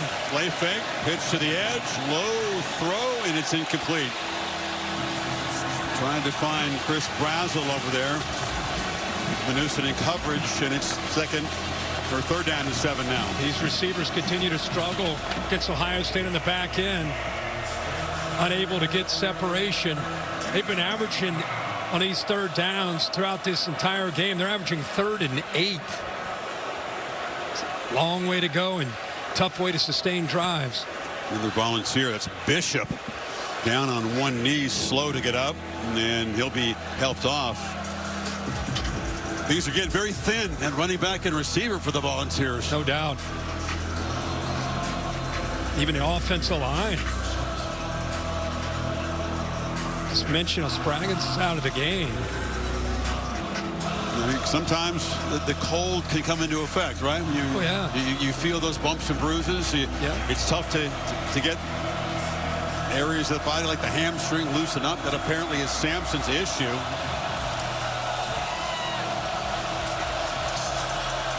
Going back to Lewis, the freshman here on this 3rd and 7.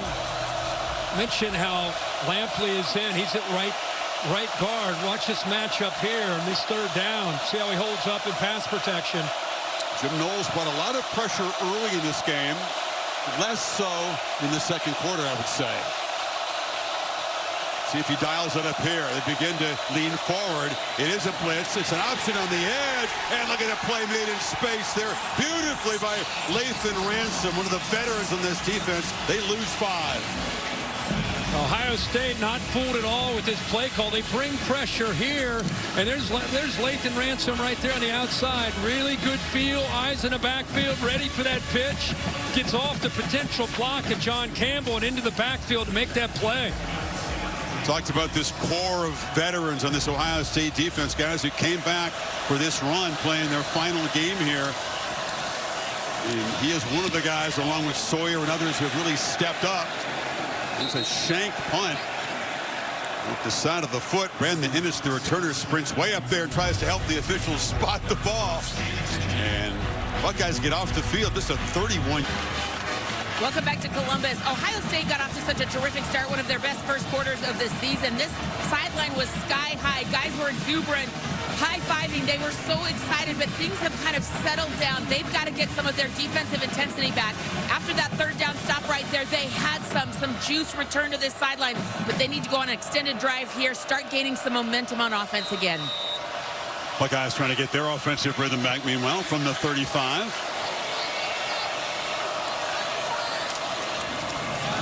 Henderson off the left side. He's going to be dropped just about the line of scrimmage by Jeremiah Thielander. Boy, what a job here by Thielander. Watch where he comes from to be able to work from the backside and chase this play down. Tremendous instincts and vision that time by the middle linebacker. Ohio State receivers Smith and Ibuka, first quarter, 125 yards combined. That's in the first quarter. 2nd quarter, a little more conservative. Only 3 catches combined for 30 yards. 2nd and 10. Howard from the pocket. Checks it down across the middle. Used G. Scott, the tight end, a few times tonight. Except again, it'll set up a 3rd down and about 3. Yeah, they went 12 personnel, meaning 1 running back and 2 tight ends. These receivers get so much attention from Tennessee, opening up the middle for the tight ends. They don't use Scott that often. 16 catches on the year, so time Will Howard finding him, picking up some big yards here, and then we got 3rd and short.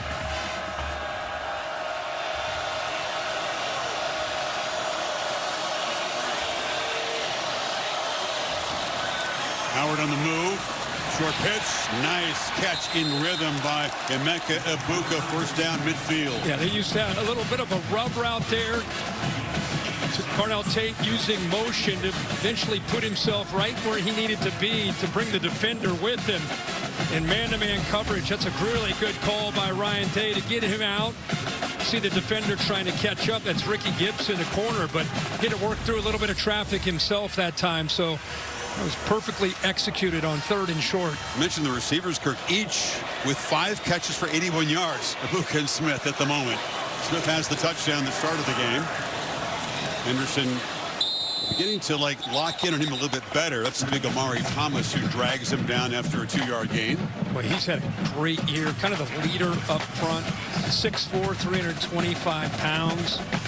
Time just was in the middle of a stunt, but got his eyes in the backfield like a linebacker would.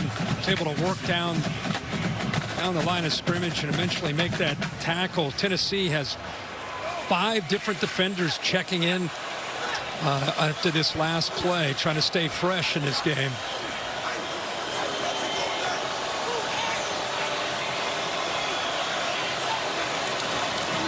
Howard fakes the pitch and now throws it down the middle in stride.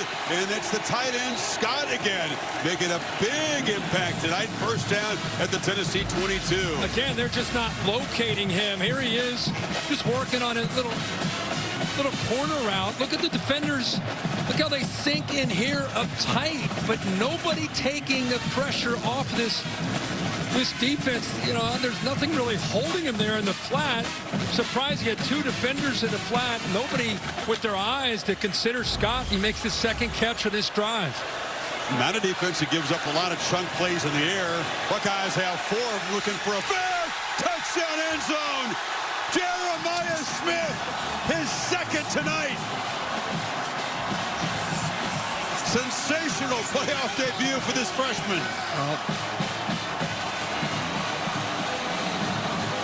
What a throw. Yeah, I was going to say, they got him isolated one-on-one against Tennessee's best corner, Jermon McCoy, 3, but he was in pretty good position, but the ball is perfectly thrown over the outside shoulder to Jeremiah Smith. Really nothing McCoy could do. And in barely 3 minutes, Ohio State zips down the field 65 yards in 6 plays and reestablishes firm control of this game. Tennessee had momentum, as Ryan Day acknowledged going to the break. But the Buckeye defense gets a stop. The offense reignited and the lead back to 18. That's exactly what Ohio State wanted to see. And this is what Will Howard wanted to see, is his top receiver one-on-one. Like I said, not terrible coverage, but he had a step on him. But look how perfectly this football is dropped over that outside shoulder for the touchdown again to Jeremiah Smith. Here early third quarter to rebuild the lead to 18. Jeremiah Smith now has touchdown receptions early in the first half and early in the second half. This from 37 yards to get things going. Eventually it was 21-0. Trevion Henderson scoots into the end zone before Tennessee battled back. This cut it to 11 at halftime. But the second touchdown for Smith. Howard 4 for 4 on that drive. This is the risk you take. Yeah, this is the risk you take when you leave the true freshman Jeremiah Smith on an island. He's going to make plays, especially with the way Will Howard right now is locked in with his accuracy. He's getting protection. And when he has protection with his weapons, man, they're dangerous and tough to stop. Talked about the ups and downs for Howard in this season. More ups and downs, frankly, but how would he respond to the interception? They were trying to go up 28-0. Since that bit, 7 for 7, 93 yards in that touchdown. Yeah, you can see him smiling there. He's just been through a lot, man. When you're the head coach or the quarterback at Ohio State, and especially the expectations to win every game, that's kind of the modern world of the Ohio State world that Ryan Day inherited from Urban Meyer, and it can get hot. And it can not only get hot for Ryan Day, it can get hot for the quarterback when he throws 2 picks against Michigan. Obviously, he's going to take a lot of it. Boys, he responded very, very well. And there's Dylan Sampson. Good to see him back in the lineup. See if he can have any impact here. Down 18. The SEC's top offensive player catches the ball in the flat, scoots out of bounds. Not many running backs lately have won that award. You go back to over the years. I mean, guys like Bo Jackson, Herschel Walker, Derrick Henry, Mark Ingram, Heisman Trophy winners won the same award he won this season. QBs have a kind of hammerlock on it. Right? Let's think of his name. Yeah. Pretty good company. Drew McCoy makes the catch, driven back immediately by Jermaine Matthews, a corner who rotates in on this defense. Yeah, really tight coverage there. Out of sophomore out of Winton Woods down in Cincinnati. Quick reactions, really drove down on that throw on the receiver. Here's Tennessee again, 3rd down. Sound system tells you it's 3rd down. They need 6 here. They move Tuimolo out and Sawyer on the same side over here on the, and now he's coming back. He's kind of messing around with the offensive line. Yep, they end up not bringing pressure. Iamaleava stands flat-footed, scanning, and now escapes the pocket, makes a cut, elusive move, gets through that tackle, and gets the first down. Tuimolo had a chance to corral him and whiffed. Yeah, we were talking about him possibly being there as a pass rusher, but he's just a spy. I mean, that tells you about his athletic ability, but in the open field, what a move. Iamaleava really all game is keeping this offense alive with some of these scrambles. This time looking to throw. And again eludes a tackler. At 6'6", you don't usually see a guy kind of that twitchy. He's a long strider, but Kirk, in short space, he's pretty quick. Yeah. Again, I go back to volleyball, thinking how much that helped him. Watch the instincts, too, as a ball carrier. Ball's out away, puts it away in the left arm, trying to get it away from the potential would-be tacklers. So just right now, doing everything he can, like I said, to give the balls a chance. Nobody's necessarily winning on the outside, so he's having to carry a lot of the load. Nico shovel pass into serious traffic. Wow. I guess he thought he saw an opening there. Tuimoa made the tackle. With the way Ohio State is playing, they're just sitting back with their defensive backs. Look how deep they are typically with the safeties back. I mean, Ohio State is saying they're almost begging Tennessee to run the football. When a defense gives you this look against this offense, Tennessee normally they're running the football every single down to get them out of this look, but instead the defensive line from Ohio State really handling Tennessee's offensive line to allow Ohio State to play that style of defense. They need 4 from the pocket. Ball batted down yet again. That was Cody Simon, that stud middle linebacker, one of the leaders of this defense. Made the play. It's 4th down. Well, Chris, watch how Cody Simon does a nice job here of just kind of reading the eyes of the quarterback. He's staring at his receiver. So eventually he just timed it up. 4th time we've seen a ball batted away close to the line of scrimmage. Wonder if Heupel thought about it for a second. He sends out the punt team, though. Brandon Innes is the returner for the Buckeyes deep. So 2 possessions here after halftime when they had cut into the lead, and the Ohio State defense gets stops. Innes decides to field it, and he is hit immediately at 18-yard line.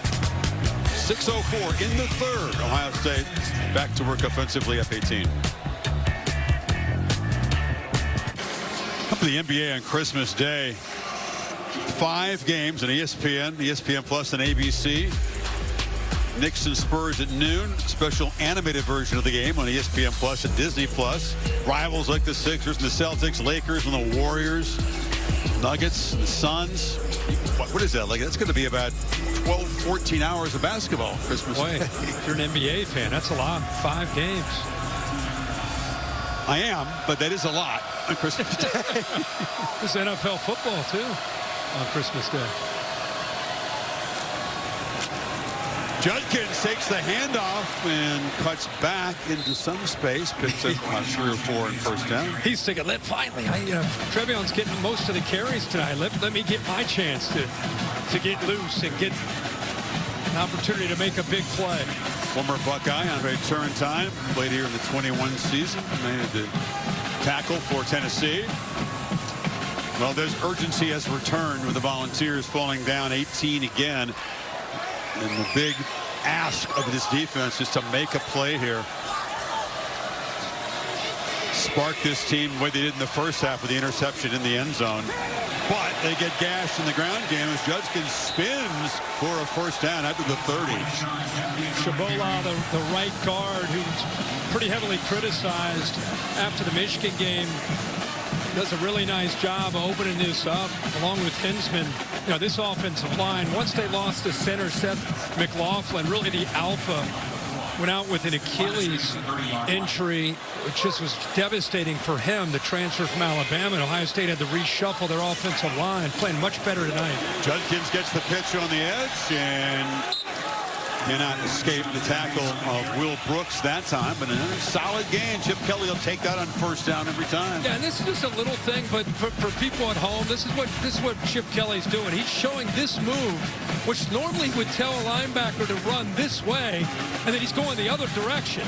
So the defense sees those offensive linemen pulling. It's a false read for the linebackers, and then Chip Kelly just trying to get them out of position. in quick 5 yards going the other way. Talk to Kelly and Day about the relationship. More about that in a second as Howard has the keeper and rambles out to the 45. You know, it's interesting. It's almost like a family member. Like Kelly's like an uncle. I said, well, that must be comfortable. He said, yes, but it can also be a little bit tricky, but it's a professional relationship. And the last game didn't go well. And right. I said, well, he said, it'll be fun if we get the win. Day said, back to fun. Right. Working together if they get the win. Yeah. I don't even know if we can quantify the amount of stress that Ryan Day has been under since that Michigan game. His family has been under. You know, they've had to do it. He's had to do a ton of interviews. He's had to try to address it. He was on game day this morning talking about it. Catch made and dragging the tackler is Kasmarek, the tight end. He was on game day, so was a sign that said Ryan's last day right over his shoulder as he was on the set. Not only that, as we're in the middle talking to him, and there were a lot of Tennessee fans out there, but they were chanting "You're fired" as he was answering questions loud. Were they all Tennessee fans or some Ohio State fans? No idea who it was. He could hear it. Being attended to on the field is Elijah Simmons back behind the play. And we'll take a break. Ohio State on the move again. 4 for 4 for the home teams in this first round of on-campus games. Again, Oregon awaits in Pasadena New Year's Day, 32-31. The Ducks got past Ohio State, a thrilling back-and-forth game, and Ohio State highly motivated to not only just win this game, but get a chance at the Ducks and keep their dream alive of one of the all-time comebacks, as Ryan Day frames it, from the loss to Michigan to potentially winning a national championship. Both backs in the game. Return and hand it to Henderson, who lowers his shoulder, ran through a tackler, and has a first down at the Tennessee 42. The way this second half started with Ohio State's defense kind of setting the tone, getting the ball back to Will Howard. He throws a touchdown pass to Jeremiah Smith, kind of killing the will a little bit of Tennessee. Now they get the ball back. Now they're starting to possess the ball. Offensive line has played so well tonight, starting to lean on Tennessee and the depth of this defensive line. They're getting them tired. Elijah Simmons helped off, really favoring his left leg on the sidelines. Judkins is now in the back. They fake it to him. Howard looking to push the ball downfield. Another beautiful throw. Running the crossing route was Carnell Tate. He gets involved with an 18-yard gain. Yeah, everybody up and near the line of scrimmage. When you're up near the line of scrimmage, including the safeties, you'll see Will Brooks, 35, trying to come back right there to try to defend the throw, but it's too late. Once again, Will Howard to time, in rhythm, couple hitches, perfect strike to Carnell Tate. He's now 22 of 27 in the game. And looking to throw to the end zone. Potential hat trick for Jeremiah Smith. It was covered by Jermod McCoy. That's good on good there. There's a flag on the play. Flag opposite side. Illegal substitution. More than 11 players on the field. Defense. 5-yard penalty. Replay first down. Yeah, Boo Carter was trying to come onto the field, the freshman that plays nickel. He started to run out onto the field. There's some confusion. Then he worked himself back. He's now starting to go back up there at the top. There were sticklers there. He's about a yard in the field when it was snapped. He didn't sprint off. No, but how about Will Howard? Uh-oh. Getting into the plus territory. You're going to leave Jeremiah Smith one-on-one. I'll take that shot. Here it is again. This time it hits, he throws, just tries again, and that's going to be pass interference in the end zone. McCoy, again, trying to shut down Smith in the red zone here, draws the flag. Pass interference, defense number 3. Automatic first down. The secondary was a preseason concern for this Tennessee team. They actually played pretty well this season, but tonight's a tough one. Yeah, and McCoy, when he's out there now on islands, because of the respect he's learning about Smith, he's starting to sink as soon as the ball is snapped, because he knows that more than likely Will Howard's going to see there's not a safety over top, and he's going to take a shot every time he can if Smith is all alone. Back-to-back plays, he tried to get that matchup and take his shot. First and goal now at the 4. Ohio State trying to build a lead that would be very, very hard to overcome in the fourth quarter. Under center, on the move, Howard flips it, and reaching the football for the pylon. Judkins spotted out at the one, couldn't quite extend that football across the plane. Boy, so close. I love how quick hitting this play is. No hesitation at all coming out of the backfield. Doesn't quite reach the pylon and try to reach the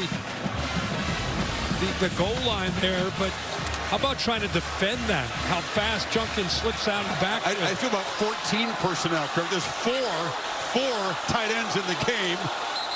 Judkins lined up behind one of them in the I formation. So Josh Heupel, you know, a lot to be proud of the way his team responded. They were getting pummeled early in the game. Cut the lead 21-10 at halftime, but everything that had to happen for Tennessee at the beginning of this half didn't happen. No, they had the ball to start this second half and obviously could not get anything going. To Ohio State's credit, they came out with an aggressive approach. You know, they got the ball, especially getting the plus territory. Will Howard, he's been well taught this week that if you see opportunities and they're going to play their one high defense, meaning your receivers are one-on-one against these corners, take your shot. And so it's worked. I don't think it's going to stop. I don't think Ohio State will stop to the end of this game, being aggressive and keep taking those shots when they have them. No problem with the pass game for Howard, whose last game at Kansas State was played with 5 inches of snow. They played Iowa State. He's used to this stuff. How your feet feeling? The toes I can't feel my toes. I lost about 45 minutes ago, lost feeling in the feet. So it's good to be in the conditions. Yeah, heaters are overrated. You know, that one didn't make it in the budget, but it's all right. It's good. Powering through.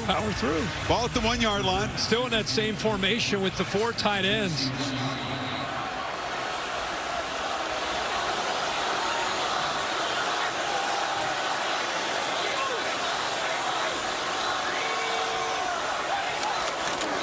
Judkins, and behind all that scarlet muscle, he powered into the end zone, and Ohio State closing in on the job of finishing off the Volunteers tonight in the final couple minutes of this third quarter. Chris, you'll love this. Watch the right side, Shabola right here, and big number 70, Josh Fryer. Watch this double team. Bang! That's how you open up the right side in short yardage. This Ohio State offensive line really ripped by the inability to move Michigan. They were controlled by the interior of that Wolverines defensive line. What a night they've had here. Sure have. Against a very, very good defensive front. I mean, most people thought Tennessee just as good up front as Michigan is. Yeah, they didn't have a Mason Graham or a Kenneth Grant necessarily, but the depth was going to be the challenge you would have thought for Ohio State. But, man, and their preparation, the plan that they came up with, the attitude that they took the field with. This is the most anyone scored against Tennessee's defense all season. Georgia put 31 on the board. Buckeyes have 35 and counting. Yeah, if you've not watched Tennessee football much this year, this is not normal for their defense. They usually are the team that's dominating the line of scrimmage. Their secondary was young at the beginning of the year, grew up in the middle of an SEC season. Really, nobody threw the ball on them, but Ohio State privately, when they talked with us, said, we got a lot of respect for them, but we don't know if their corners have been tested the way our quarterback and our receivers think we can go after them, and that sure has played out today. Receivers have done well, and Howard has dropped some dimes. He's been incredibly accurate with his passes. Even the short, easy quote throws, he's hit guys in stride. When he's put the ball downfield, it's been beautifully thrown passes. Since that pick, 10 for 10, Kirk, 121 and a touchdown. Take a look at the Capital One rewarding performance. I'm focusing on this Ohio State defense. It's held Tennessee to a $173 so far. Yeah, and like we talked about, look at the depth of the safeties. When you see safety depth like that, usually you're going to run the football, but it's allowed them to keep their safeties back, not have to load up the line of scrimmage, rely on that front four, and they've just been suffocating and being more physical really being more athletic. I think overall, Jim Knowles, the defensive coordinator from Ohio State, has to be very proud of the way this veteran defense has played all year, and especially tonight in this playoff game. Empty backfield. It's Peyton Lewis who makes the catch. Usually that'd be Dylan Sampson making a catch. He came back out for a couple of plays here in the third quarter. Didn't have a carry, and now he's back on the sidelines. Just not able to go. Man, nobody wants to be out there more than number 6 for Tennessee. Second down run, and spinning out across the 35 is Lewis, knocked down by Caleb Downs. It's a first down. Normally you would say with Tennessee, as fast as they go, they're never out of a football game, but until the receivers start to make some plays, it's hard to imagine. Well, there's a play made by Jack Sawyer. This veteran has been tuned up from the very first play tonight, and he makes another huge impact play. Backup tackle Dane Davis in the game, and my gosh, is this a tough assignment. Nobody helping him out, nobody on the chip. And Sawyer has had, like you said, Chris, from really the opening drive all the way through this game, leading the way up front. Both these edge players from Ohio State's defense, big and athletic and winning most of the game. All those people who are giving him trouble in the pub, drinks on them. Next time Jack shows up, whenever that is. There's a break between the next game. That's it. The end of 3 in Columbus. Buckeyes with 2 touchdowns in that third quarter to reassume control. College football playoff. First round presented by Allstate. Fourth quarter coming up.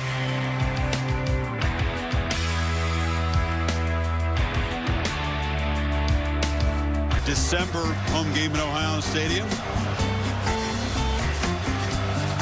They didn't expect to host a playoff game when the season began, right? They thought they could win the Big Ten, get that bye. Didn't happen. They made the most of this occasion. And the Rose Bowl awaits so they can finish the job. Up by 25 starting the final quarter. Inside shovel pass, Lewis. There's a couple of blockers. Buckeyes close him down. Way behind the 6 on second down. Not the explosive they were looking for. It'll be 3rd and 14. Really got to give Jim Knowles a lot of credit for this defensive plan that he's come up with. Had a couple weeks to get ready for the tempo and the unusual formations, the way Tennessee spreads you out. He has put together a plan. He's leaned on his defensive line to win the line of scrimmage. He's widened out both Cody Simon and Sonny Styles, just a threat to the potential perimeter run. And he's been able to keep his safeties, for the most part, deep, while being light up close to the line of scrimmage, which is very unusual against the Tennessee football team. Pressure. Yamaliaba escapes. Long way to go. He's fighting and trying hard. Showing a lot of heart. Simon eventually brings him down about 6 yards short of the first down. And Tennessee's offense staying out there. Down 25.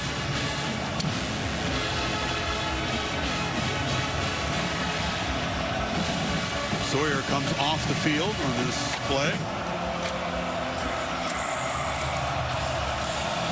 Got to get to the Tennessee 45 to keep any faint flicker of mounting a comeback alive.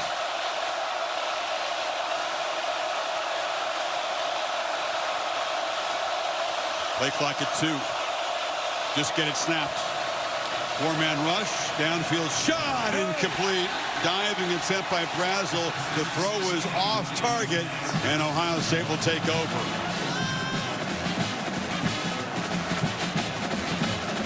Well, they got in rhythm for a while. The passing game, the receivers nicked up, not able to get free. It's been a tough night for this Tennessee offense, and the Buckeyes will take over in plus territory.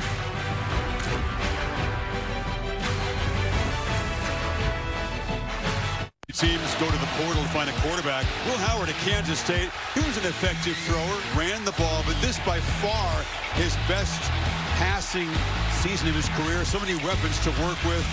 You know, asked to be a leader and a steady hand and just get the ball to these guys, and he's done that job beautifully tonight. Yeah, he has, but again, you got to give the Ohio State offensive line an assist for that and the scheme that Chip Kelly and Ryan Day come up with. But he has been in rhythm. He's playing with confidence. He's got a big smile on his face most of the game. And I think he's playing with a big chip on his shoulder after that Michigan game and those 2 interceptions. Henderson knocked down. You almost saw kind of a palms up, arms stretched out. How do you like me now? Look from Howard. This is a real thing. Ryan Day wants his guys to sort of prove each other right. The guys in the building, the guys who have the support groups, the loved ones who don't lose belief in them. Everybody else who didn't believe, who jumped off the bandwagon, a lot of those. That's big motivation too, as you know, for this team. Oh, yeah. I do think it's a shut the locker room down. It's us, and we're going to go see what we can do. I think it's that kind of approach right now. Howard takes off. Tripped as he had some daylight there. Knocked down at the 30. There's the expression you used, Woody against the world. It's the Woody Hayes Center. That's the team facility. Yeah. Everything outside of that, that's the world. And sometimes these guys feel like no one else believes in them. And I think when you can capture a chip on your shoulder in football, whether it's the NFL, high school, college, when you can have a team collectively feel disrespected and you can use that as motivation. How many times have you ever seen that when teams, the big thing is, can you maintain that after a game like this? Can you keep that chip on your shoulder when now everybody's going to be patting you on the back? Ohio State now just trying to finish this game cleanly. Easy first down pickup by Howard there. You know, I had a chance to go to their senior tackle last Sunday, and my son, who had a heart condition, Zach, my middle son, he's on the team. He's a senior. And very interesting to watch these position coaches pull up their players. He's on the right there, 89. They pull up their players, they talk about him, and then the player grabs the mic, and it's all closed. It's only people in the Woody Hayes facility, the players, the seniors, the team, and then the families of the seniors. And these guys would talk, and this is after the Michigan loss. A lot of these guys were emotional, talking about what they're going to do in the postseason. And to hear every one of those guys, Cody Simon and Mecca Buka, just the emotion and the passion that they have for each other was powerful. No doubt. Incomplete, overshot. Other programs may do something similar, Kirk, but it's really a powerful, beautiful thing, that senior tackle tradition here. When I did it, it was open to the public. It was here in Ohio Stadium, and Chris Spielman, or one of the former Ohio State players, would come out and say a few words and, you know, take maybe 30 minutes. This took a good 2 hours, and it was heartfelt. It wasn't for the camera. It wasn't for the media. It wasn't for anything other than these guys just talking to each other and talking to their families about the gratitude that they have. It was powerful, like I said. Henderson breaks free. House call for Ohio State. 24 yards as the Buckeyes can begin planning for Pasadena and a rematch with the Ducks. Speaking of the seniors, this was one of them that really left a big impact on me hearing him talk. Trevion Henderson has been through so much as an Ohio State player. Had over 1,200 yards as a true freshman, battled through injuries, follows the counter here. And this guy, you know, he found the Lord, you know, throughout his time at Ohio State, went through so much adversity and changed and grew as a man.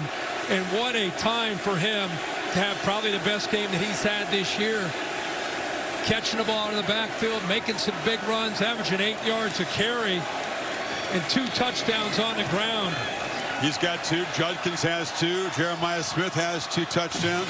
Buckeyes in each half began with 3 consecutive touchdown drives. The lead is 32 in the shoe.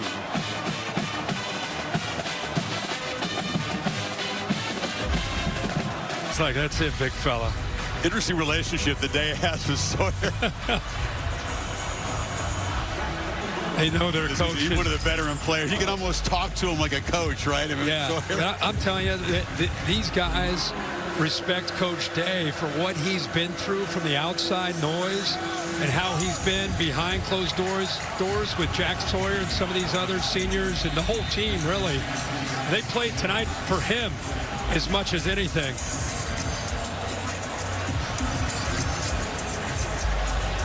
More work to do. A loss tonight compounding the agony of the Michigan loss would have really ratcheted up the noise here heading to the offseason. This win puts them in the quarterfinals and a chance to avenge the loss at Oregon, but will not satisfy the locals. I think you agree. Holly? Well, guys, you're talking about that senior banquet and what the guys were saying to each other. Well, I just witnessed something down here. Senior Jack Sawyer just went up to the right guard, Tegra Shabola, who had been really criticized after that Michigan loss, publicly humiliated. And he went over to him and said, man, I love you. I'm so proud of you. This is after the big run by Travion Henderson. That is what leadership on this team by these seniors is all about, building guys up when they've been down. And that was a great example of that right there. Yeah, thanks, Holly. It's the way you would hope a veteran team would respond after a crushing disappointment. But there's no guarantee, because the Ohio State-Michigan game really is unlike any other in the sport. And the noise, the vitriol locally is so bad when they lose for a fourth straight year. They were 3 touchdown favorites in that game. It was a terrible performance. Yeah, oh yeah. But they responded. I think Ohio State right now, when they play Michigan, it's almost like they coach not to lose instead of coaching and playing to win. Tonight, does this look like the same team as far as their mindset and how they played in that Michigan game? Michigan deserves all the credit, but I'm just saying the approach from Ohio State is very different. Here comes the pressure, and the ball is knocked loose. Tuimoloau got in off the edge and hit Nico. They retained possession, but it's a huge loss. It's just been a mismatch on the right side and been a tough night for these tackles, whether it's been Campbell or Dane Davis. This time it's Davis. Seen Sawyer win on that side. Now Tuimoloau wins on this side. That's where you get an injury often. That's what happened to Carson Beck when he's starting to follow through and got hit. It's a lot of pressure and tense off defensive linemen closing in on you as you're making a throw. 3rd and 18 after the 4th sack for this Ohio State defense. Countless pressures as well. Incomplete across the middle. And there was Brazel, who was covered by Matthews, and it's 4th down again. Ohio State, and their fan base, they hear a lot about SEC. That chant started early, kind of mocking the SEC, but that's the Ohio State record against the SEC all time, 3-12-1. They lost their last 3, including that heartbreaker to Georgia in the college football playoff semifinal in Atlanta when the Dogs went on to pummel TCU. And certainly Ohio State had to feel like we made that field goal. That national championship was ours, and Ryan Day, they would be quiet in regard to criticizing him if they had gotten that championship. Didn't happen, of course. They're still alive, very much alive, and there's JT. Yeah, they call Captain Jack. Full contact in the air there. And work is not done. You warm it up? There's a little corner of this booth known as the bathroom where it's not 22 degrees. So hot. I don't ask that question. I'm just trying to get in there. You talk about these players. I mean, look, we're not in our 20s anymore, but your body does lock up in the cold. Do you find that? Yeah, especially if you stand still in it. It does. Devin Brown in the game. Here you go. Old number 33. He's in the portal, but he's still the backup quarterback at Ohio State for this week. It's interesting.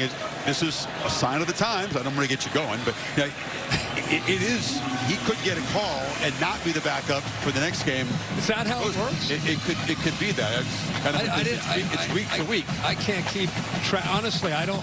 His agent is fielding offers, but he's still. What if he accepts? He can't stay if you accept something?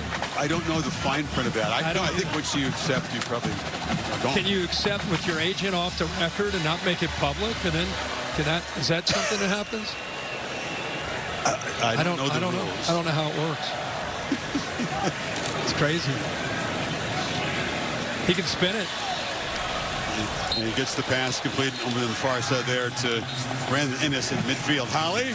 Okay, I did check on this. It varies institution to institution on if a kid goes in the portal, can he stay and be part of your team? So that's a decision Ryan Day has had to make. He actually had a meeting with his team captains and said, how do you guys feel about this? He's in the portal. Do you still want him to be part of our team? And they do. They're going to reevaluate this at the end of next week. But for now, he's the backup in there. And if you wonder why he's wearing 33, it's to honor Sammy Baugh. A very unusual quarterback number these days. Yes. I knew you had done your research on that, Holly. Of course you would know that.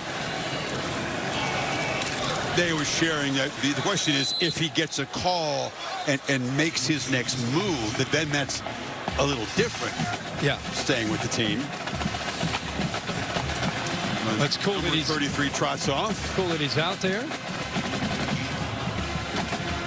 Well, this Ohio State, if there's one memory we should all have about this game, this matchup, Ohio State at the line of scrimmage, and of course Will Howard making big plays and Jeremiah Smith being left on an island and often winning those one-on-one matchups. Ohio State over 150 yards rushing, no sacks, and Howard only pressured 6 times the whole game.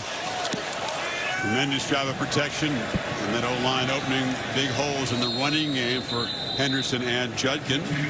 Let's go inside the CFP. See what we got here, presented by Capital One, and we'll take a look at this game we referred to mid-October in Eugene, Oregon. Really early season showdown. There's Smith making a catch, but Dylan Gabriel was the star of the game.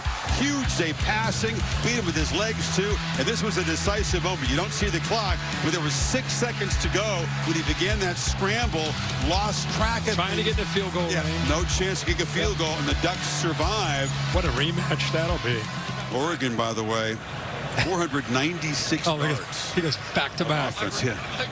Yeah, the only team that scored over 20 points against the Ohio State defense all year. And Gabriel, of course, Heisman finalist. I mean, it'll be interesting meetings, conversations in the Ohio State defensive side of things, trying to figure out what they can do differently to slow down the most experienced quarterback in the history of college football. That's how many games started at 3 schools. If you go back and remember that game, there was Tez Johnson, the receivers as a group. They were, speaking about Jeremiah Smith, it was Oregon's big plays through the air. And Dylan Gabriel scrambling around and making plays with his feet. It was really the combination of the two. Ohio State didn't have a sack or a takeaway. Only had 2 tackles for loss for -3 the whole game. So Oregon controlled the line of scrimmage when they had the football. Pitch on the edge. Catch is made by Braylon Staley. Yamaliama still in the game. We said he played with a lot of heart tonight. I mean, they lost Sampson, their top offensive weapon for most of this game. Injuries continue to mount. Squirrel White out. Thornton hasn't been able to do much. You're relying on true freshmen out there trying to make plays. And the Cole guys who haven't been called on for most of the season. It's been a tough assignment. Yeah, been very, very tough. We're showing a lot of Sampson because we missed seeing him tonight. Wish him the best. But the receivers had a very tough time against the Ohio State secondary and the coverage they've been able to play because of the way their defensive line is played. Think about the future for this Vols. You know, Nico, the only Tennessee freshman quarterback to win 10 or more games. Pretty big accomplishment. Been some pretty good quarterbacks that have come through Knoxville. Yeah, I can think of a couple. I can think of a couple. And Mia Valbiava shows an arm strength down there. 50-50 ball incomplete. It was broken up by Bryce West. Freshman corner. It was true versus true out there on the edge. Yeah. Good recovery by the true freshman. He's out of Glenville with Troy Smith and Teddy Ginn. So many great players have come from that high school and made their way down to Columbus to play for the Buckeyes. Look at that recovery. Then gets both hands on that football. Located the ball. Is able to high point it and knock it away. Heupel will punt here. So many of these tremendous Tennessee fans who made the 5-hour drive with a flight and tried to take over the stadium. They did a better job than any opposing fan base ever has. Many of them have decided that They've had enough on a cold night. Head back down the I-75, was it, to Knoxville? Yeah. I don't know how far of a drive that is, but you really got to tip your cap to these fans. Sure do. Vol Nation, they show up no matter where their team plays. Over 5 hour drive to get here, showing a dedication. I've never seen Ohio Stadium with more than maybe 3,000 or 5,000 maybe tops of an opposing fan base. How about game day? Have you ever seen opposing fans take over a game? Never. This game day has been here more than any other time, any other spot in the country. Yeah, never. I was probably 70-30 at game day this morning. Third Ohio State quarterback, Julian Sand, the talented freshman out of California, originally began his career at Alabama.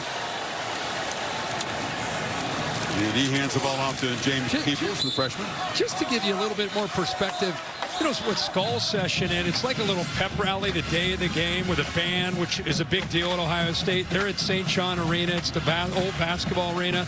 Usually it's standing room only. People in there forever, get excited to see the band. Ryan Day comes in and gives a few words, and one of the players talking to some of the coaches, the Ohio State coaches on the field. They said, man, how about game day? And they said, how about the Skull Session? Half empty. Nobody in there. They said they were blown away. Wow. Yeah, so I don't know. Is it cold? I have no idea. Is it the Michigan game? You know, Day had a look in his eye when he made that walk in here. And by the way, as he's making the walk over here, a lot of Tennessee fans were there heckling him. Yeah. And he had that look, man. You can't get kind of more laser focused or defiant looking than he was walking in. I think you make a point. It was all this stuff fueled what we saw on the field. 100%. Yeah, it wasn't just the Tennessee fans showing up. I think it was, he felt it. He's heard about it. His family's heard about it. Now, Kirk, how much of this softens the blow of that Michigan loss? More work to do, right, for folks to forgive and forget that one? I can't speak on behalf of the lunatic fringe. I'm not sure how they operate. Yeah, the lunatic fringe at Ohio State is as powerful as anywhere in the country. How big is the fringe? Well, it used to be 8 to 10. I think it's grown now to about 15 to 20. So I don't know. I'm sure they'll be happy tonight, be fired up about what the Ohio State team did. But God forbid they lose to Oregon. They may want to fire them again. But that's not reality. I mean, No. that's the thing. When you hear pundits on this network and other places talk about that with certainty, it's nonsense, frankly. I mean, the public doesn't pull the trigger and get rid of the coach. No. The administrators do, and they're behind him. Yeah. First Take tried to fire him. They thought he was done. So I'll be excited to see what they talk about on Monday after this performance. They had him out. They're trying to find replacements. But here he is. There he is. He's still got his hat on. He's still coaching.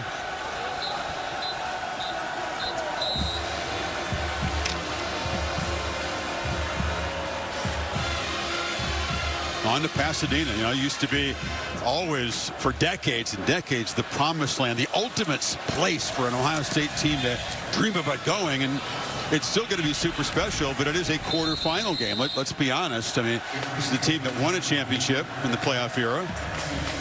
Lost a championship game in the COVID season in Alabama, an unbelievable talented Alabama team, and then lost the semifinals. But they're not going to get excited about being in the quarters. Would you agree? And there's still work to do for this team to meet its potential. Sure.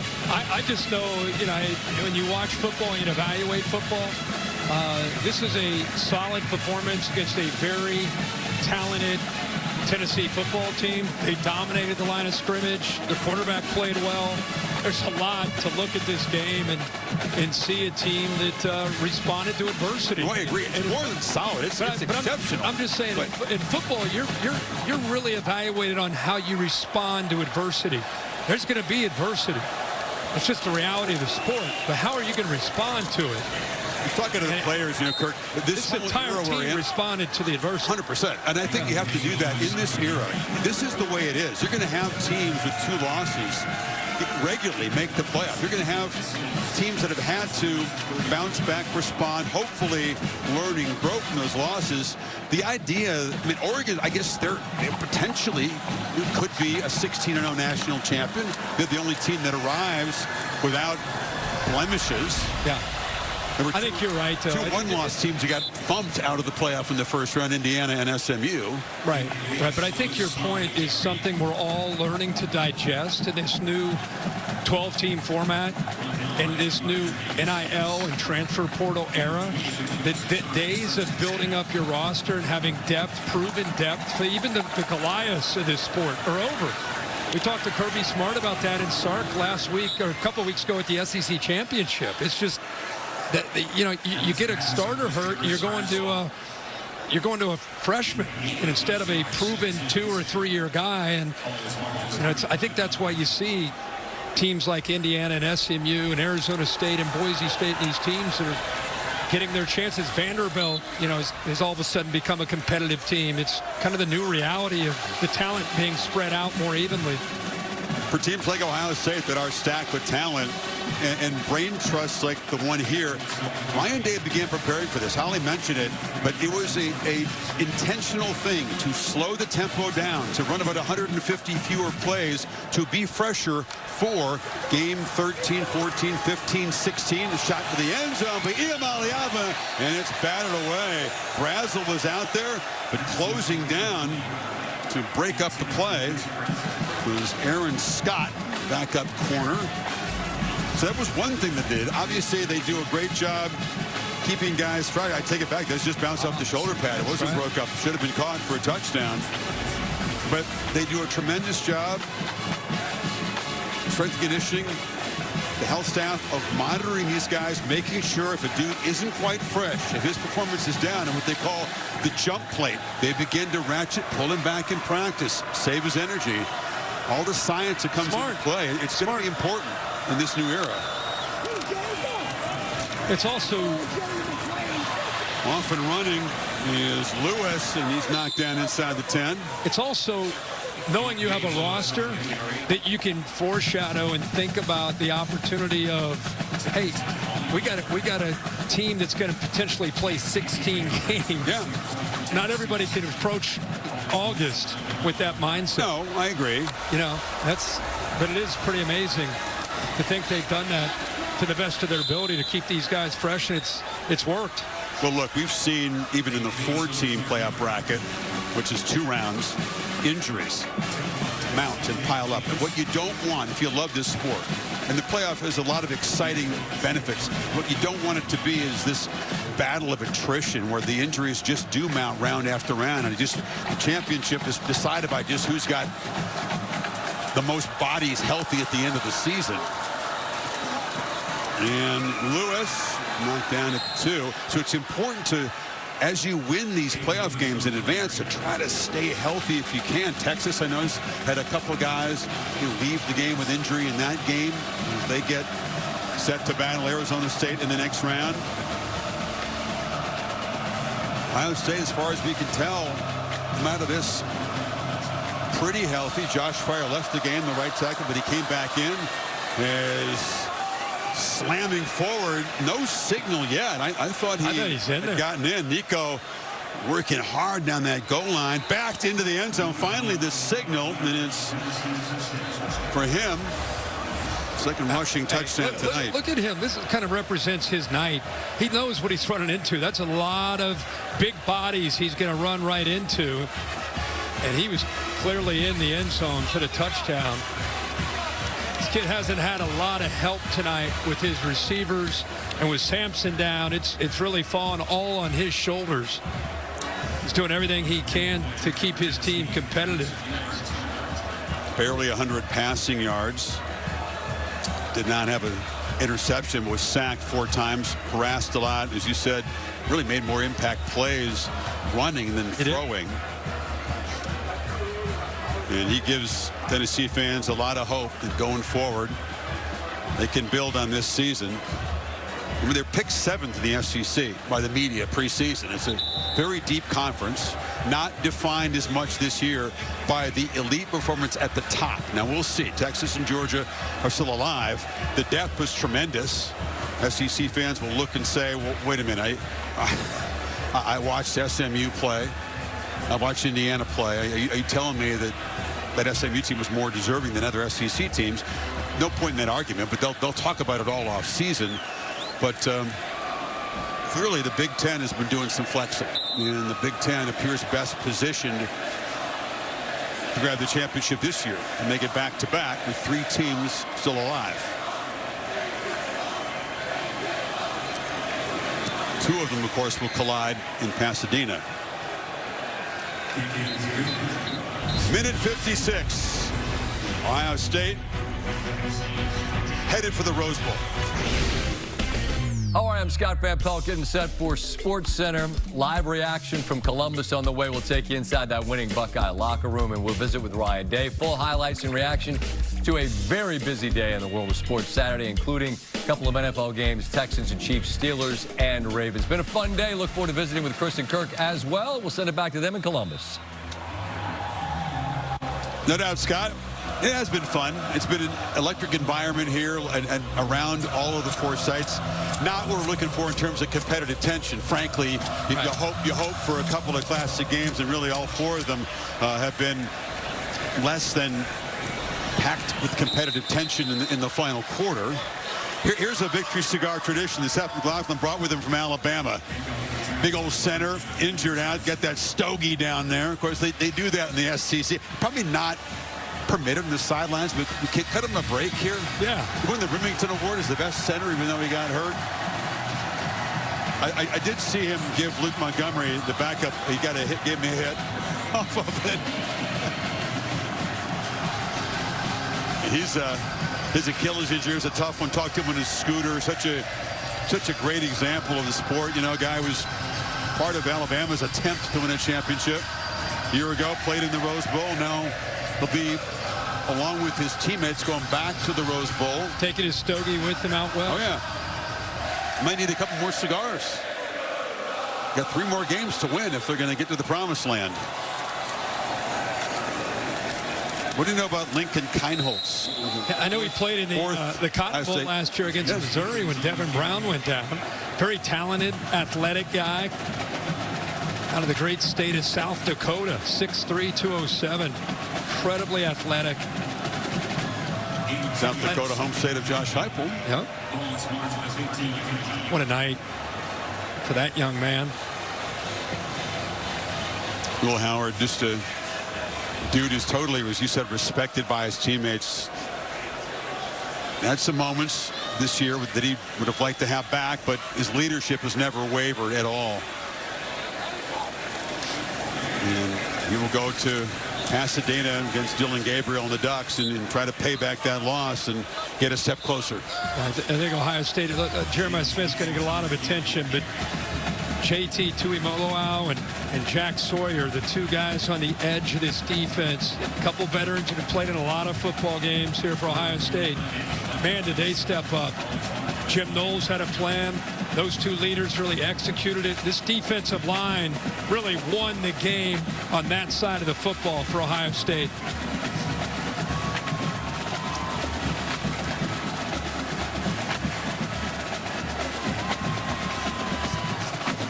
Roses are being passed down as another tradition. Hey, Ohio State, Oregon in the Rose Bowl in this era of what game, who's going where? Ohio State, Oregon? That sounds pretty good to me. Yeah, it's a Big Ten rematch, but it feels much like a classic West Coast Big Ten. You can call it a Big Ten rematch. In my brain, it's a Pac-12 Big Ten game for me. for me. Historic night in the Horseshoe. This was a Scarlet smackdown. Ohio State comes out quick. Tennessee battles back within 11 at the break, but Ohio State reassumes control early in the 3rd quarter. Buckeye defensive front, as you said, the dominant story, along with a comprehensive performance by the offense as Ohio State comes up with 473 total yards. Time now for the Nissan post game. And let's get the reaction of Ryan Day from Holly. Well, Coach Day, you start early in the first quarter of this game with a long bomb to Jeremiah Smith. How did that set the tone that we are going to be aggressive tonight in the play calling? Well, we were, and I thought we did a nice job coming out in the second half to winning that first 4 minutes. The defense did a good job getting the stop. We came down, scored. That got us going in the second half. I thought we got out to a fast start, but I'm proud of these guys to be able to finish. For these seniors, they're the last game in Ohio Stadium. To get a win like this, goes a long way for these guys. I'm proud of them. We met with 5 of your seniors yesterday, and they said they were playing for the opportunity to put the jersey on one more time. How does that make you feel as a coach that these players love you, love this program and what you're building? Well, these are great guys. They really are. And we got a lot of football ahead of us, and we want to keep this team together. It's a great group. And so we're going to enjoy this for about 24 hours, and it's going to be on to Oregon. All right, speaking of Oregon, may I present you with this rose? This is not an episode of The Bachelor, but I felt like we should give you that because you're headed to Pasadena. All right, that sounds good to me. A lot of football ahead. We'll see you there. All right, thanks. Let's go to Marty Smith. Thank you, Holly, here with Will Howard. Young man, congratulations. How do you define what you guys just did tonight? I mean, hey, we really put together a full, all-out performance, and I think that was, what we needed to do and what we needed to show, and I'm just so proud of this team and how we were able to bounce back from a disappointing loss to end the season. And, we didn't listen to anything. We really just relied on each other and came out here and put together a complete game. You mentioned it. Given everything you guys have managed over the past couple of weeks after the loss to Michigan, what is the emotion in this win? It means the world, man. And at the end of the day, we all understand that we still have everything out in front of us. And at the end of the day, man, this is my last game in the shoe. This is a lot of our last game in the shoe, and we wanted to make it count. You played really well. Best game of your life? Maybe. Hopefully we can have some better ones down the stretch here. All right, well, you're heading back for a rematch with the Oregon Ducks in the Rose Bowl. Have fun in Pasadena, young man. Congratulations, Will. Thank you, Marty. Appreciate you. Chris? Hi, Marty. Thank you. A lot of more football to be played. Ryan Day said that several times. That has been the mantra. You got to win 4 more. All 4 home teams won.